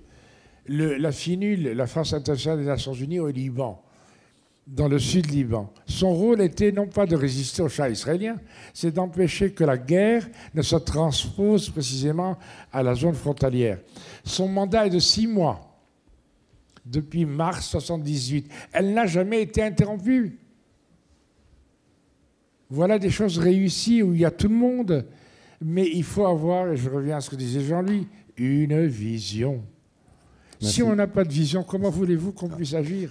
Il faut parler à tout le monde. Pardonnez-moi, mais je n'appelle pas une vision le fait de permettre à tout le monde de se parler. Le Luxembourg peut le faire très bien, mais on contribue à quelque chose à partir du moment où effectivement on a une vision. Pardonnez-moi, je vous interromps pas du tout, parce que la France est le seul pays où lorsque vous allez dans cette région, il y a une demande de France comme je n'en ai jamais vu depuis Nasser et 46 ans de métier. Pour 2 raisons. Quand vous dites, quand est-ce que ce rivage n'a pas été occupé ? Les habitants vous disent, vous répondent, mais du temps des Français. Je dis, attends, les Français occupaient aussi, ils disent non. Les Français construisaient un port, ils construisaient des écoles, construisaient une régie de tomba et de tabac, construisaient un aéroport, etc. Ils ont ça ancré partout, partout. Vous allez, même les Séoudiens se battent entre eux pour mettre leur enfant à l'école, au lycée français. Ça, c'est une réussite. Non, mais je suis en train de vous dire simplement, il ne s'agit pas d'intervenir à tout moment. Je dis simplement, il faut être à la disposition et, comme disait De Gaulle, parler avec tout le monde. Merci Antoine. On va laisser la place à d'autres questions. Peut-être Jean-Louis sur le sujet, rapidement. Peut-être que vous ne le savez pas, que le réseau, par exemple, des alliances françaises aux États-Unis est un des plus denses qui existent au monde. donc on rayonne. Il n'y a pas un seul État aux États-Unis où il n'y a pas une alliance française et qui est avec une demande et qui est fréquentée, bien sûr, que par des Américains. Il y a un autre élément important, je crois, c'est l'absence de notre diplomatie en Afrique. Enfin, et partout. Il y a des demandes, comme moi je me promène quand même beaucoup, et vois des responsables qui disent pourquoi vous êtes absent, pourquoi vous ne venez pas, pourquoi vous laissez la porte aux Chinois qui viennent et qui pillent. Et qui... Bien sûr qu'on ne peut pas résister, ils viennent, ils nous offrent un port, c'est gratuit pratiquement, vous n'êtes pas là. Mais nous, on ne veut pas des Chinois. Les Chinois, c'est une autre culture, ce n'est pas la nôtre. Pourquoi vous nous laissez? Pourquoi vous nous laissez? Des chefs d'État africains m'ont dit ça. Ben oui, c'est vrai qu'on est absent. Alors on a un problème.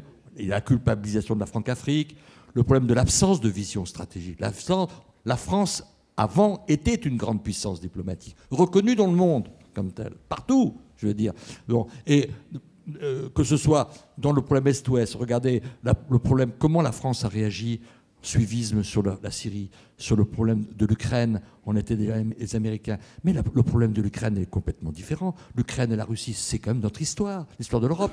Les États-Unis n'ont pas d'histoire. Ils ont une vision complètement différente. On a des partenaires, certes, mais on ne peut plus, on a abandonné, je veux dire, ce qui est important, ce n'est pas la puissance, c'est l'idée, c'est la nation, c'est donc notre histoire, comment on l'a projetée, notre influence culturelle. Et ça, je veux dire, ça se fond dans le diplomatique. Et aujourd'hui, on n'a plus, on est en train de perdre. Les Britanniques, c'est pareil, c'est pas mieux du reste. Et aujourd'hui, on a une espèce d'effondrement de la pensée stratégique en Europe qui est récupérée par les Chinois, par la pensée stratégique. Les Américains moins, les Russes qui montent, on le voit bien. Donc, et aujourd'hui, cet effondrement est à la fois un effondrement d'influence, un effondrement malheureusement culturel, un effondrement diplomatique de l'Europe. Et ça, je le déplore énormément. Et c'est important qu'un pays, et la France, a le devoir, plus que l'Allemagne, je pense, de ce point de vue-là, de pouvoir, une obligation européenne, de reconstruire l'Europe sur un idéal. Merci. Une question au premier rang. Oui. Quel est l'avenir pour la France, pas beaucoup des chrétiens d'Orient? Quel est l'avenir dans cette région? Est-ce qu'ils jouent un rôle aujourd'hui ou ils vont disparaître? Quel est votre avis? Vous ne m'en voudrez pas si je commence par vous dire que, pour moi, le chrétien d'Orient, vous n'êtes que des chrétiens d'Occident descendants d'hérétiques ariens. Et ça me paraît important. Mais nous faisons partie de minorités. Arrêtez de nous appeler chrétiens d'Orient parce que lorsque l'Occident s'en va après la crise, on nous montre du doigt. Et on nous dit, vous voyez, ce sont des Occidentaux, ils ont été aidés par l'Occident. Nous faisons partie de cette minorité, mais nous sommes aussi des populations qui ont été là depuis le début. Maintenant que nous le voulions ou non, depuis 15 siècles, nous naissons au bord du précipice et nous passons notre vie à nous battre pour ne pas sombrer dans le précipice. Et on y arrive. Alors, il y a un tas d'erreurs que nous avons commises nous-mêmes, et nos dirigeants, etc., c'est certain. Mais pour le moment, en tout cas, on y arrive. Et je dois avouer que M. Fabius, quand il était ministre des Affaires étrangères, a dit cette parole qui m'a un peu troublé. Il a dit que l'amitié que la France a pour les chrétiens d'Orient fait partie de l'identité constructive de l'identité française. Et ça m'a beaucoup touché. C'est la première fois que ça dit d'une manière aussi claire, aussi nette, à part Rocard qui parlait de la nation maronite. Mais les chrétiens d'Orient, aujourd'hui, traversent un très, très, très, très sale moment. Mais ce n'est pas le premier. Le génocide des Assyro-Chaldéens en 1915, la montagne libanaise décimée de la moitié de sa population en 1915 également, les Arméniens, le génocide arménien de 1915 également, des réseaux est là encore pour en témoigner. On a connu bien d'autres moments difficiles. Après tout, le christianisme ne prêche-t-il pas le témoignage par le martyr? Merci beaucoup. J'ai une dernière question à droite. Juste une petite question. Vous avez beaucoup parlé de l'intervention, des interventions qui ont donné lieu, qui ont donné naissance à ces mouvements radicaux. Vous n'avez pas parlé du financement de ces mouvements, parce que je suis un petit peu étonnée, parce que je pense que vous connaissez bien le rôle de l'Arabie Saoudite, du Qatar et maintenant de la Turquie sur le financement de ces groupes salafistes. En 2011, au moment du printemps arabe, il y avait des notes des services de renseignement, justement, qui sont très très performants, au ministère des Affaires étrangères français, en expliquant attention, il y a quand même de l'argent et des armes qui partent vers des dits rebelles syriens.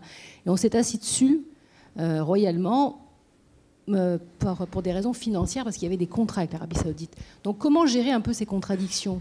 Là aussi, les sources de financement sont quand même assez importantes.